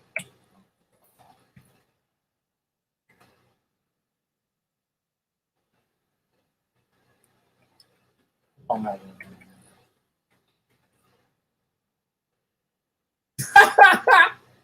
it. 12 charge chart down the toilet. You got that right. You know what I'm saying? Note to self, save myself. Got the coat. That's right, P. That's right. You're right. They won't read it. They won't read none of this shit. They stuck in their way. And they won't have it no other way. They won't have it any other way. God damn, I'm dropping my candy corn. God dang it. Love candy corn. My teeth don't though. I do. Somebody tried to tell me today, one of my boys, good friend of mine, he's an awesome dude, yo. He's an awesome dude. But his ass still in the coat. And he did it hard, like, too. He ain't seen none of my videos, so I gave him a link to my videos and stuff. I'm like, yo, read these shit, they gonna put you out. You might have to leave, not by choice. They gonna put you out. They gonna put you out. So I'll go over with him with some stuff, and he was trying not to hear it, but I let him box himself in. Ask him the questions, I let him answer it, and he knew something was fishy. So he didn't want to go on too hard with it. Like, you know what I mean? He didn't want to go too hard. He wanted to try to get me to talk more to see where I was going, to find a way. Not with old Killer B, though. Not with old Killer B. Common sense. It always takes common sense. There was another good one that I had. I was walking from the store the other day. Yep. You gotta know how to get them. Because they'll try to get slick with you. Right? But I already know what they're gonna do. So I let them set themselves up. Because they think they know what they're talking about. Then Killer B come behind them with the belt. I come in with the belt. They'll be mad at the motherfucker after that. For sure.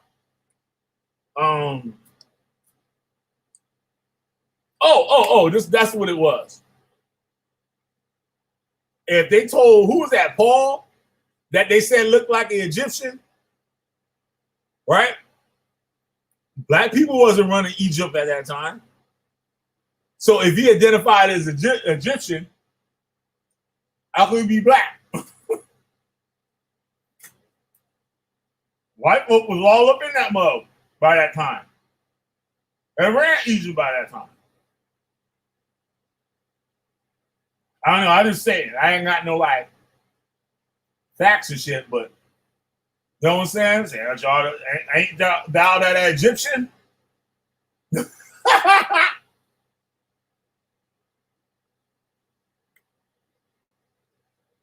I don't know. That's a good one. I got to do some more on that one. But that's a good one to get them on.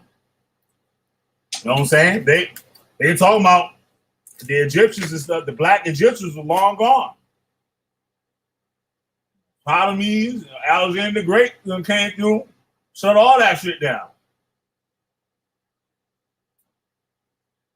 See? Gotta get him, Cherry Love. Gotta get him with the belt. Change my name. Just Killer B with the belt. Run behind their asses and shit. Like, quit playing. They'll be tearing their ass up. I tell you, you ain't no goddamn Israelite. You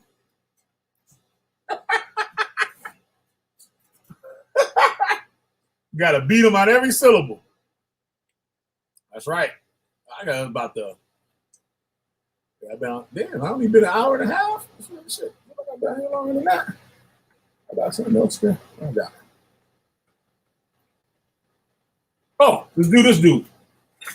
I didn't see this guy. I forgot about him. Sebastian Toro is one of the early black conquistadors, was very little documented about his life. He could be down. This could be down to him not achieving the financial and rank success as Juan Valente or Juan Guerrero around the same time. These two were given favorable positions in forces as well as land and property.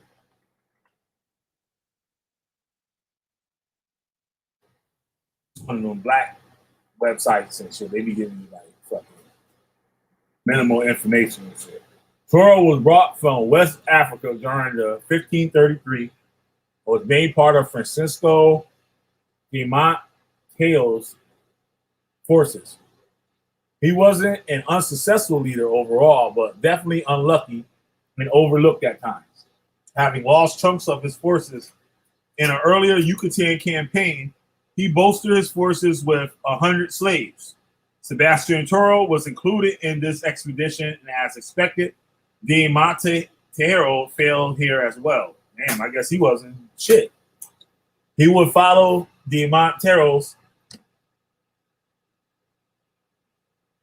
his other expeditions. They got typos and shit. His other expeditions in Mexico, given the same task as Pedro de Alvarado, he would be passed over by the Spanish crown in favor of Alvarado.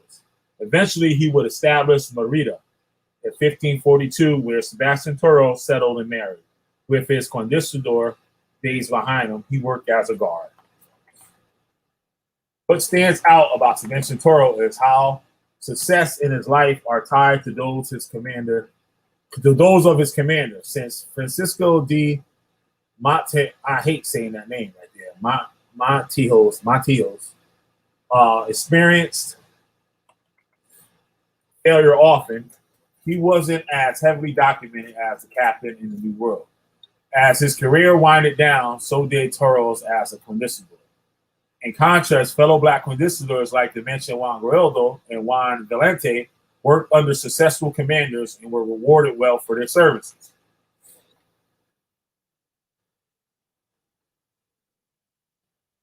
He looked like an old head that be hanging out in front of the liquor store.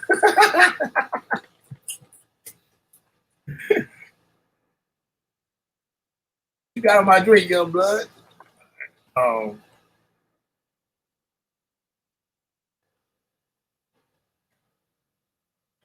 Crazy ass ad.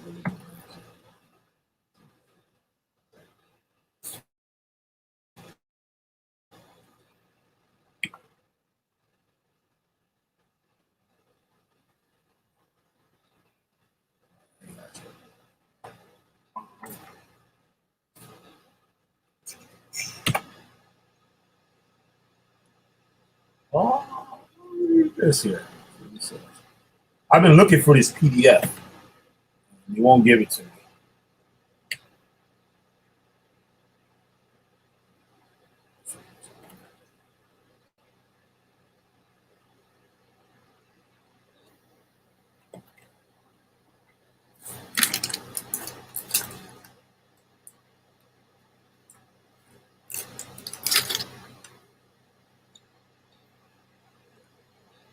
Well, it don't sound like these dudes might have been servants of these head conquistadors, or they like, no man, they work under them.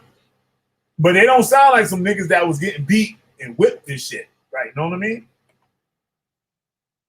Look like they were just on a job. You just couldn't go home, maybe. Like, you know what I'm saying? People were paid.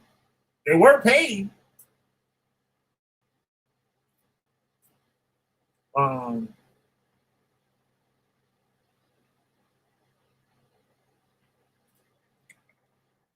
even give me one damn page of the book. That don't make no sense. Let's see.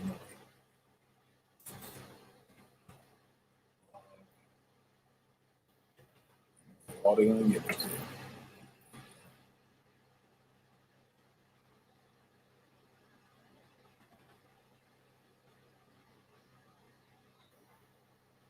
Mm-hmm. It's good.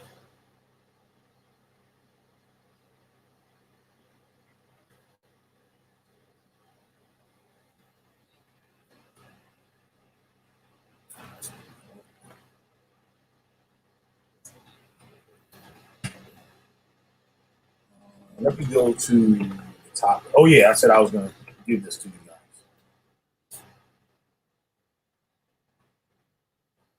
Hey P, that argon thing that you sent me.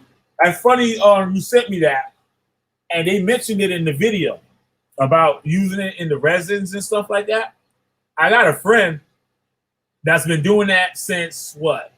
Probably 2010, 2012. I'll show you his Facebook page and stuff. He's been making pendants with the argonite or so whatever you call it and stuff in the resins and stuff for a while. We were doing that for a long time.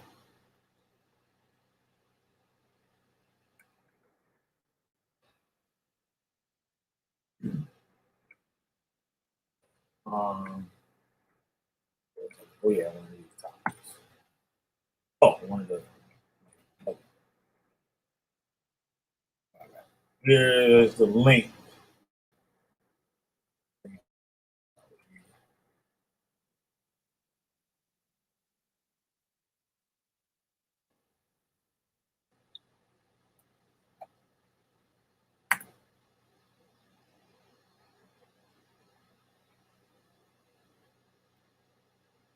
Yeah, he started out just only like working with that, and now he done went commercial and like making New York ones and like like Big Apple and all types of designs and stuff.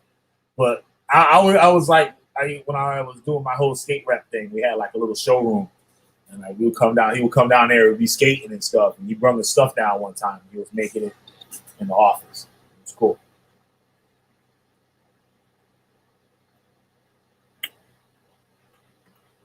I never heard him talk about the properties and all that stuff of it, but I know he was working with it. All right, I'll put that in there. Okay.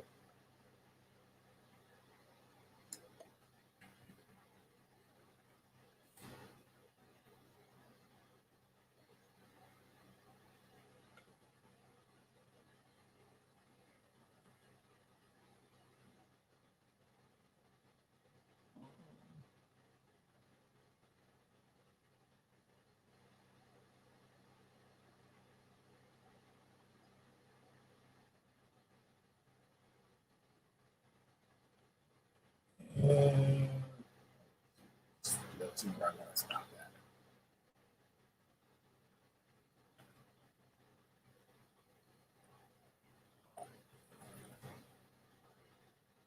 After this, I'm going out of here.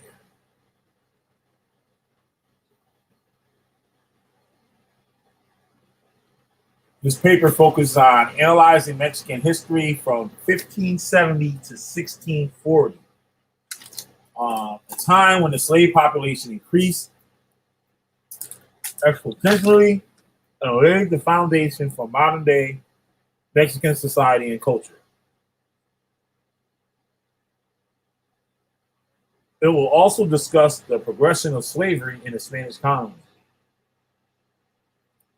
the lives of enslaved Africans, and how, in some cases, African slaves became decently integrated parts of Spanish society. Through the discussion of their role in colonial Mexico, this essay will show the significant. I'm sorry, I got old mouth for shit.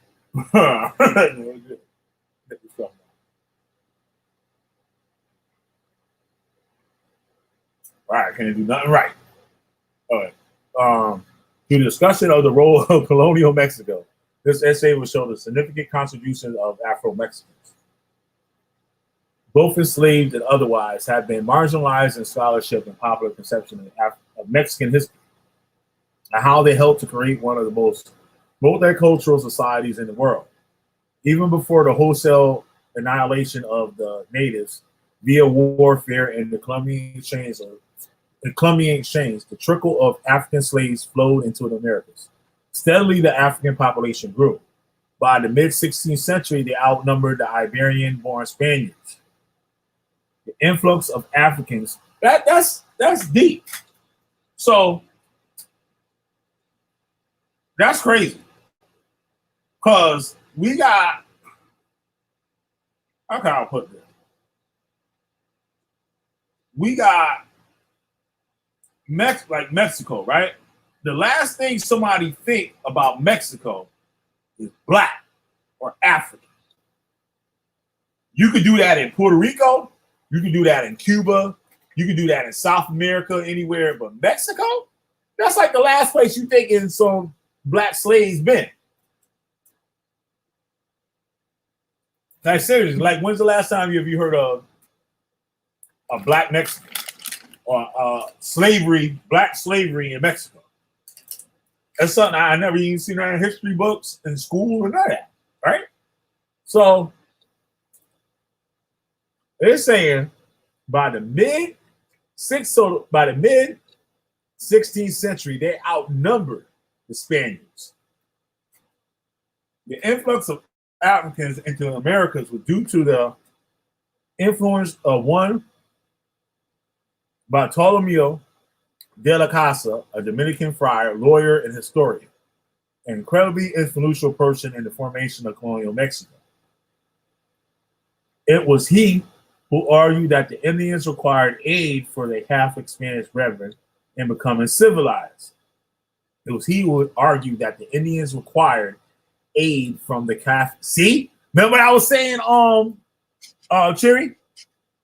It was he who argued that the Indians required aid. See? The friar, the priest, missionary, whatever you want to call him, went on back there and said, hey, the Indians need us. Aid from the Catholic Spanish brethren in becoming civilized. See?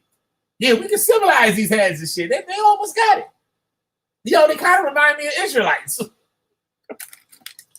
Like, where? Yo, here's this money. You know what I'm saying?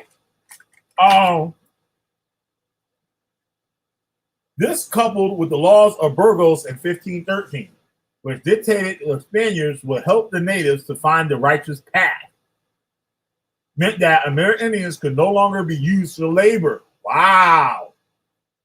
Wow.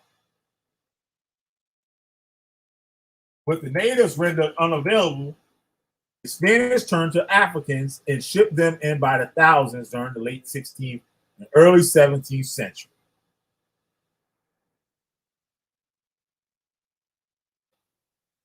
The Spanish brought with them an incredibly diverse group of Africans, both enslaved and otherwise, to New Spain, I guess the New Spain. They included North Africans who were prisoners of slave raids, West Africans from the plethora of ethnic and cultural backgrounds, and a hyper minority of Arab Spaniards. Known as Moriscos, who were punished for charges of heresy. The term Moriscos had a degree of ambiguity to it, and it refers to both Arab Spaniards and Spanish Muslims alike. All of these different groups of people were forced into the already mixed culture of Iberians and Mesoamericans. Thus, the demographic of the slave state in Mexico were amongst the most diverse in the world of the time. Now, Morisco. I heard you Moors say that the Moriscos were black Moors, right? Now, I was going to do this video today on the Moors, right? But I fell back and decided to do this. With reading that, it was talking about all the Moors black, right? And they were saying no. They said the Moor was a, how can I put it? A culture, not a ethnicity. Like, you know what I'm saying? And they were saying no. The Moors were Arab, right? They were not black. And the Berbers, they were even saying the Berbers were not black, as in sub-Saharan. But the Berbers were a light-skinned people, and they turned into some more other shit. I don't want to go too far on. I want to get some more information. But it was saying that the blacks that were considered Moors, just like I had in my video, were servants under the Arabs, or white Arabs, however you want to put it. right? So the lives of African Mexicans were very different than their counterparts in other regions of the Americas. For a multitude of reasons, including religious, cultural, and political and historical factors, Spanish America allowed for much more social mobility than the other places due to lack of legal restrictions. Africans could create their own trade unions and social clubs, which was unlike other Western European nations. Oh, okay. And their colonial holdings at the time. Other factors contributing to a relatively relaxed set of social norms was the lack of construction needed in Mexican urban centers as opposed to other colonial cities. Colonial Mexico simply reappropriated the already existing Aztec and Mayan cities, thereby making major construction unnecessary. Even churches, the largest construction project in the early colonial period, were usually built upon the foundation of formal temples and government buildings of the Aztec and Mayan empires. This means that enslaved Africans worked jobs typically reserved for paid servants. All right. That meant that enslaved Africans worked jobs typically reserved for paid servants in Europe, such as housekeeping or running errands.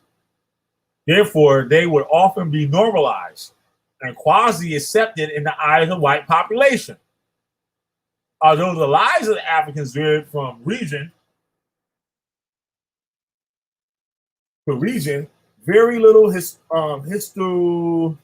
historiography existed that studies the complexities of this group in the colonial Latin America. There's a common misconception that the New Spain was light years ahead of other societies in regards to race because of its flexible social strata. However, this is untrue. The privilege of social mobility was enjoyed almost exclusively in urban environments.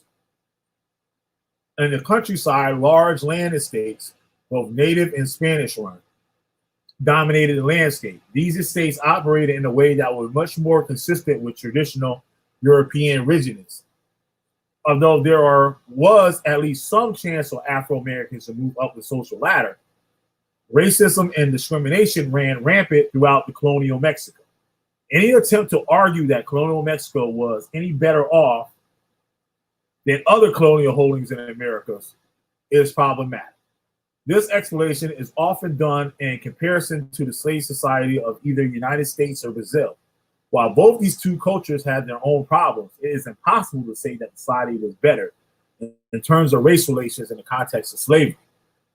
It is for this reason that Afro-Mexican history must be read with the author's bias in mind, because there can be a political agenda behind it, as there often is. We read that later on in there. I read the bottom half of this article. I'm reading the top half now. But we went over that. If y'all back it up a little bit, we went over that.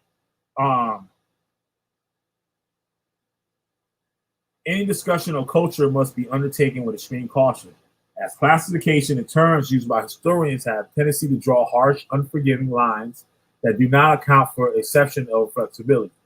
In the case of colonial Mexico, it can be difficult to determine just where diasporic African culture ends and where Spanish culture begins.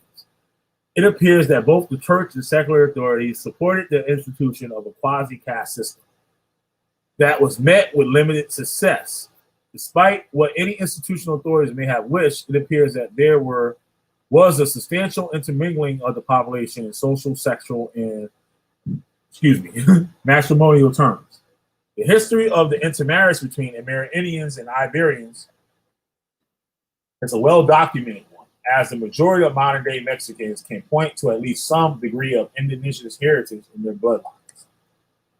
Unbeknownst to many, however, is the sheer degree of which African bloodlines are present in today's Mexican culture. 12% of Mexico today has some degree of African heritage, because the ratio of men and women was 3-to-1 in colonial Mexico. There would have been few choices for men of any race to marry. The mixing of African, Amerindian, and Spanish influence resulted in the creation of a new rich culture unique to Mexico. Cooking is one aspect where African contributions can be seen, especially in colonial Mexico. Afro-Mexicans are credited with introducing rice to Mexican cuisine. Oh shit! So we brought rice to goddamn Mexico. I forgot. Africans were very good at growing and processing rice. Whether rice arrived from Asia or Africa to the New World is still unclear. Requires more research for a definitive answer. What can be said is, with a fair degree of certainty, is that the addition to distinct spices was transplanted with the slaves themselves from Africa to Mexico. Indigenous crops and cooking techniques are often mentioned when discussing Mexican culinary history.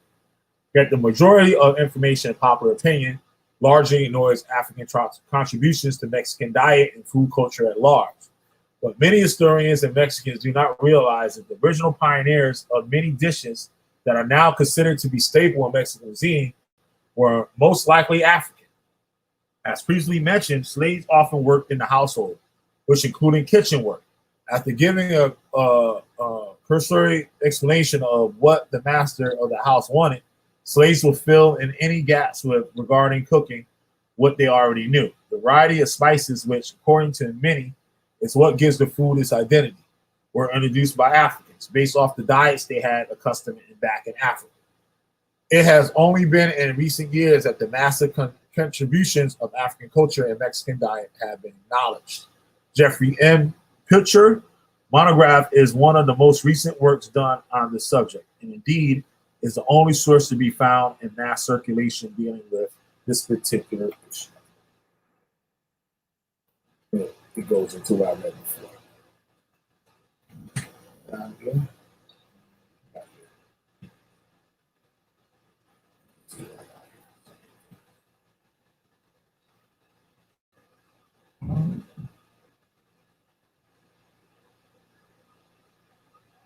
Oh wow. Okay. Saying Juan Guerrero, the African and Portugal black slave.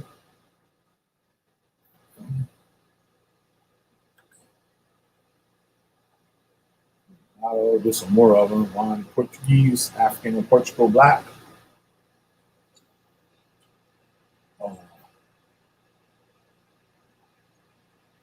Horseman, double shirt, gold. Huh. Okay.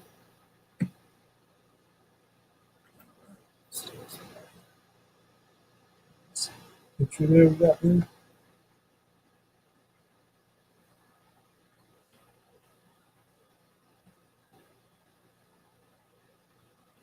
Come on.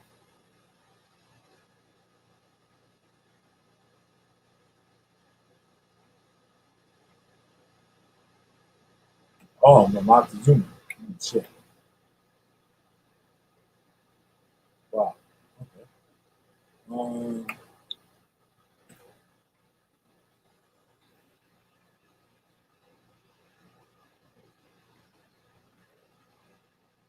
See.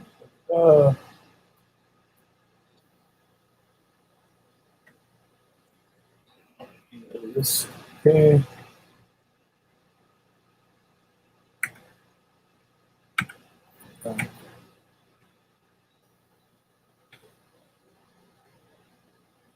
Yeah.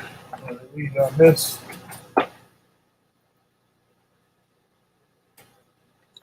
Pedro Alonso was probably the only person in mixed race to accompany Columbus. First mulatto in the New World, accompanied Columbus on his first voyage. Was Andalusia was a more dominated city. I told you I read across that. I read it up, read across it somewhere else. It was a more dominated city in Spain and was the home of many mixed race Moorish conquerors. After the defeat of the Moors and Spanish, many continued to live there. So they became concerned that many were mixed race.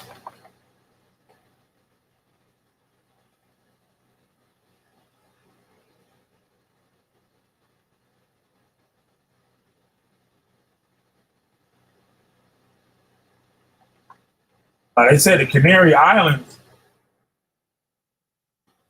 was a spot that a lot of the people that was exiled from that Moorish Empire went to, which I've read. Other places.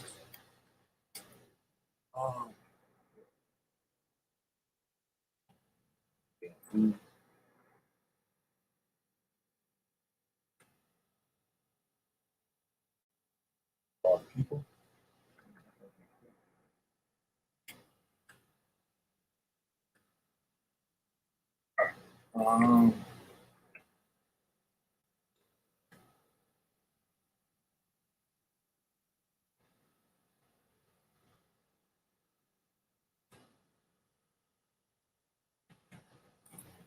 I think that's it. I ain't gonna do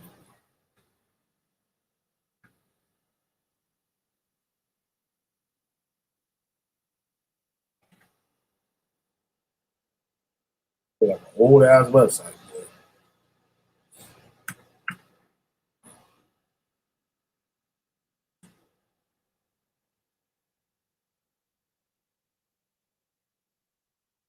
Um,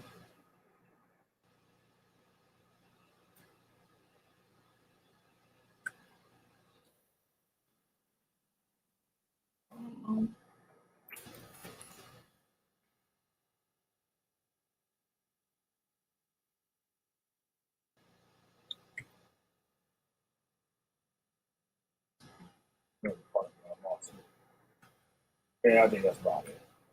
I'm getting tired. Damn it.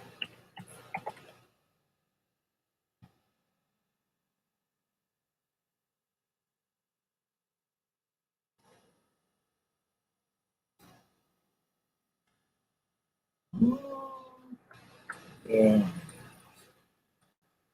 I gave y'all enough today. Y'all can do your own goddamn research. Let me see what y'all saying up in here. Thanks, K Night. That'll be wild.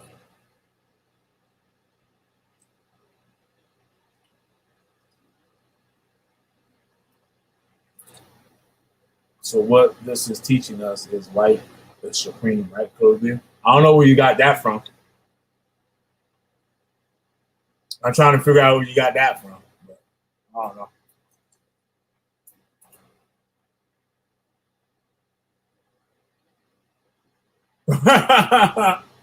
Right, hit that dislike button and tell me why you're mad. Let me open this thing up.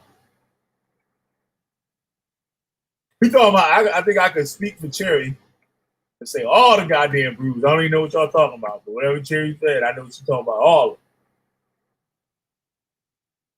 All the Hebrew Israelites, not the Jewish people, the Hebrew Israelites. Put this thing up in here. Anybody want to come on before I close this thing up?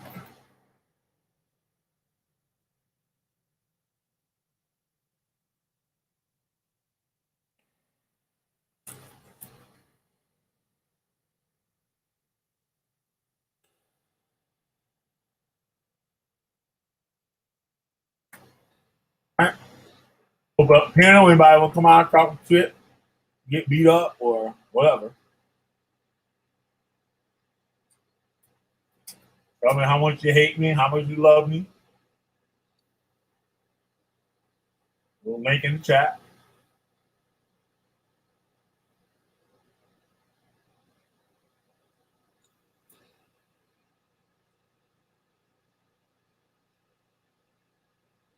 Chris Harris in the Canaanite, though.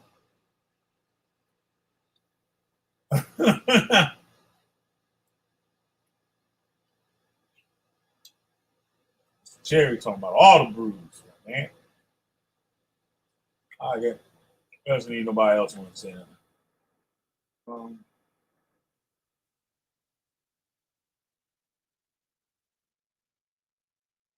Like, that's right. It cares, man. Thank you, P. And the Beehive. That's the new name. You use that, P. Beehive. Beehive vibes.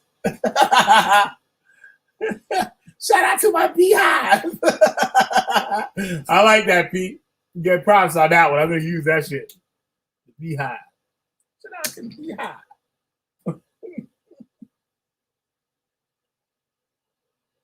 That's right. Shout out to the Beehive. Yep. So think about it. Thank you, P. Coming in here, holding it down. Thank you, Sister Cherry. Thank you, Orange Box Sneakers. Who else was up in this joint? Lil. Who else? Love you too, P. Bible Study Hall Unleavened. Yeah.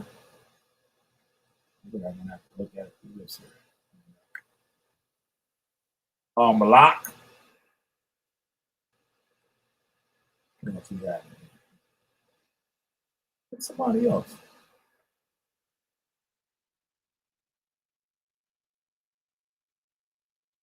Lacquer Black. Yeah, Lacquer Black too. Hey. Black, Orange Box, Sneakers.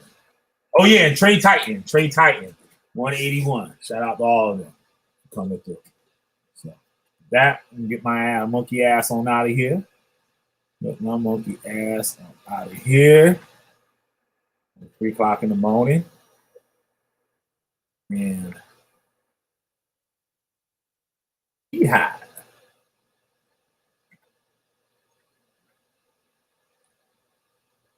Yep, that's right. Shout out dang Willie Grits. God damn it.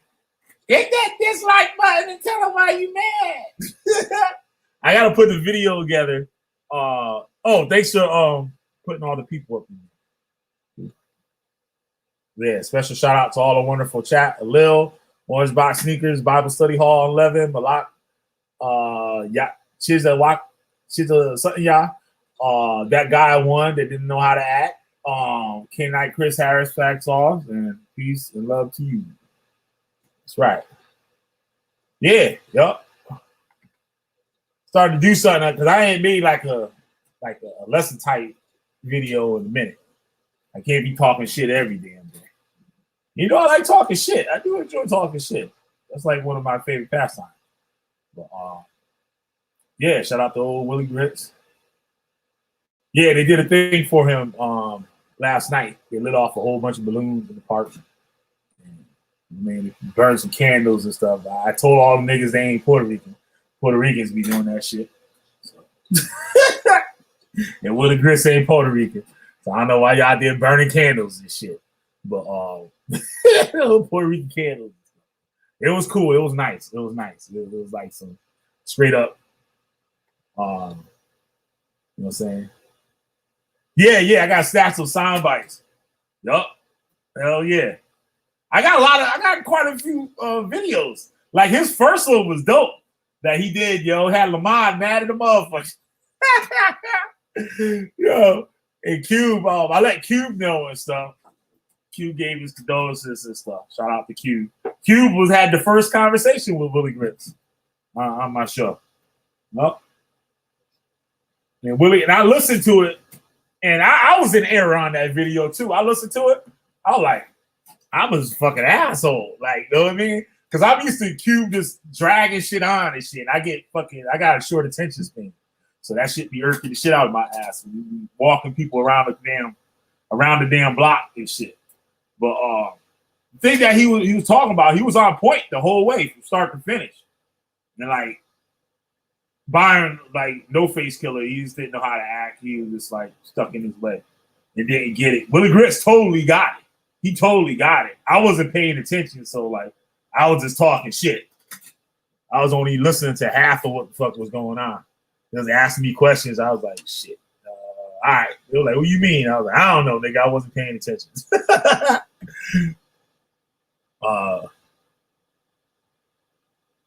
Yep, Lamar was big mad. Walked the right into watching gay porn. That shit was funny as hell. You were talking all that shit, and Q walked him right into that shit. Held his hand, just walked him right into the fire. Willie Grits trying to help him. It's shit. That nigga ain't want to listen. That shit was funny as shit. Yeah, but shit. So I forgot I had a little bit of buzz. I don't know about that shit. Then could have had a little extra for him. Done it. Oh well. Oh, another day. But yeah, let me get the fuck on out of here. Stop talking. Yeah, I definitely gotta use that. Yeah, he got issues, yo. Me and him got into it the other day and shit. Well, I ain't fucking with that nigga no more. He don't know how to act. Like, motherfucker's just weird and shit. You need to take the goddamn medication or something. Go get something to take. Some shit. I don't know. But I try to be fair, try to be nice to everybody. Even the motherfuckers I don't like this shit. I be trying to be fair. Shit. You know what I'm saying? But, yeah, motherfuckers just be in their way. I don't know. But yeah, that's it. Get the hell on out of here. 2 hours and 15 minutes. That's enough for y'all asses and shit. So I'm gonna go out with that Shine Shine song by Josh. I like that joint. So now Josh be giving me music, and then I'll be like, shit, I like that other shit. Like, you know what I mean? I hear it one time, I'll be like, shit, I want to play that other shit he played and shit. And then when I play it a couple of times, it got to wear on me. And then like shit, this shit turn into your, all them shits turn into your favorite. Sometimes I don't be getting them at first. Like, I'm like, all right, damn, that don't sound like the rest of them shits. Like, and then I'll be like, damn, that shit do sound like the rest of them shits. This shit's fire. So shout out to Josh and stuff. It's Killer B, the goddamn witch finder general. Not a witch, I'll burn your asses up. Peace. Y'all know what it is. Yeah. Feel the pressures of everyday living. Yeah. Wondering what a system will be given. Driven to do better. Break us from these chains and fetters. Regretter when I could have did something positive. And I didn't. Like many out here swimming. Gotta not drown. Realize power in your crown. Understand and teach. Wipe away the little child's frown. You know how I get down. Bring the truth. Tighten what's loose. Spread mercy. Even if you refuse. We got breath. We got next. We got Jew. Written throughout numerous generation texts. I don't need to be liked, but there will be respect. Yes, sir. Talk with your highness on the daily. Tell me workplace is crazy. I say unite and do something amazing. Caught up in your emotions, you get lazy. Get lazy. Don't want to become the devil's plaything. They say Josh is a Christian. They say he lacked power-wide vision. Y'all done changed the scripture. Moses water drop. Nourishing my crops, saving lots, respect the Dharma on top. Y'all lost, that's why I'm biding my time. You know it's filthy crime. You should respect the mind, the grind. As we better our economy, do it. Transform the party system folly, no illegal robbing. I get judicial as a nation. I don't care if you choose plants or bacon. Still gon' feel these changes. Still rearranging scenery, gunnery. Canaries honoring, prepare me. Lose you devils with a well-placed rhyme. Suleiman wisdom, continue to drop dimes. Drop them, aight man. Drop them. Rhymes go well with my lily koi produce. Expose you fools who continue to want the nukes. You approach with caution like I'm a moose. We're really on your own island like goose. Prepare for the onslaught. The guru in the malt drop. Drinking poured out on the new nation. Magnetic field shifting into placement. All praises. Yeah. Peace, y'all. Hey, I got the dummies mad as hell on Facebook and shit over this video, but none of the dumbass motherfuckers and shit watch the video. All right, P. Bye, P.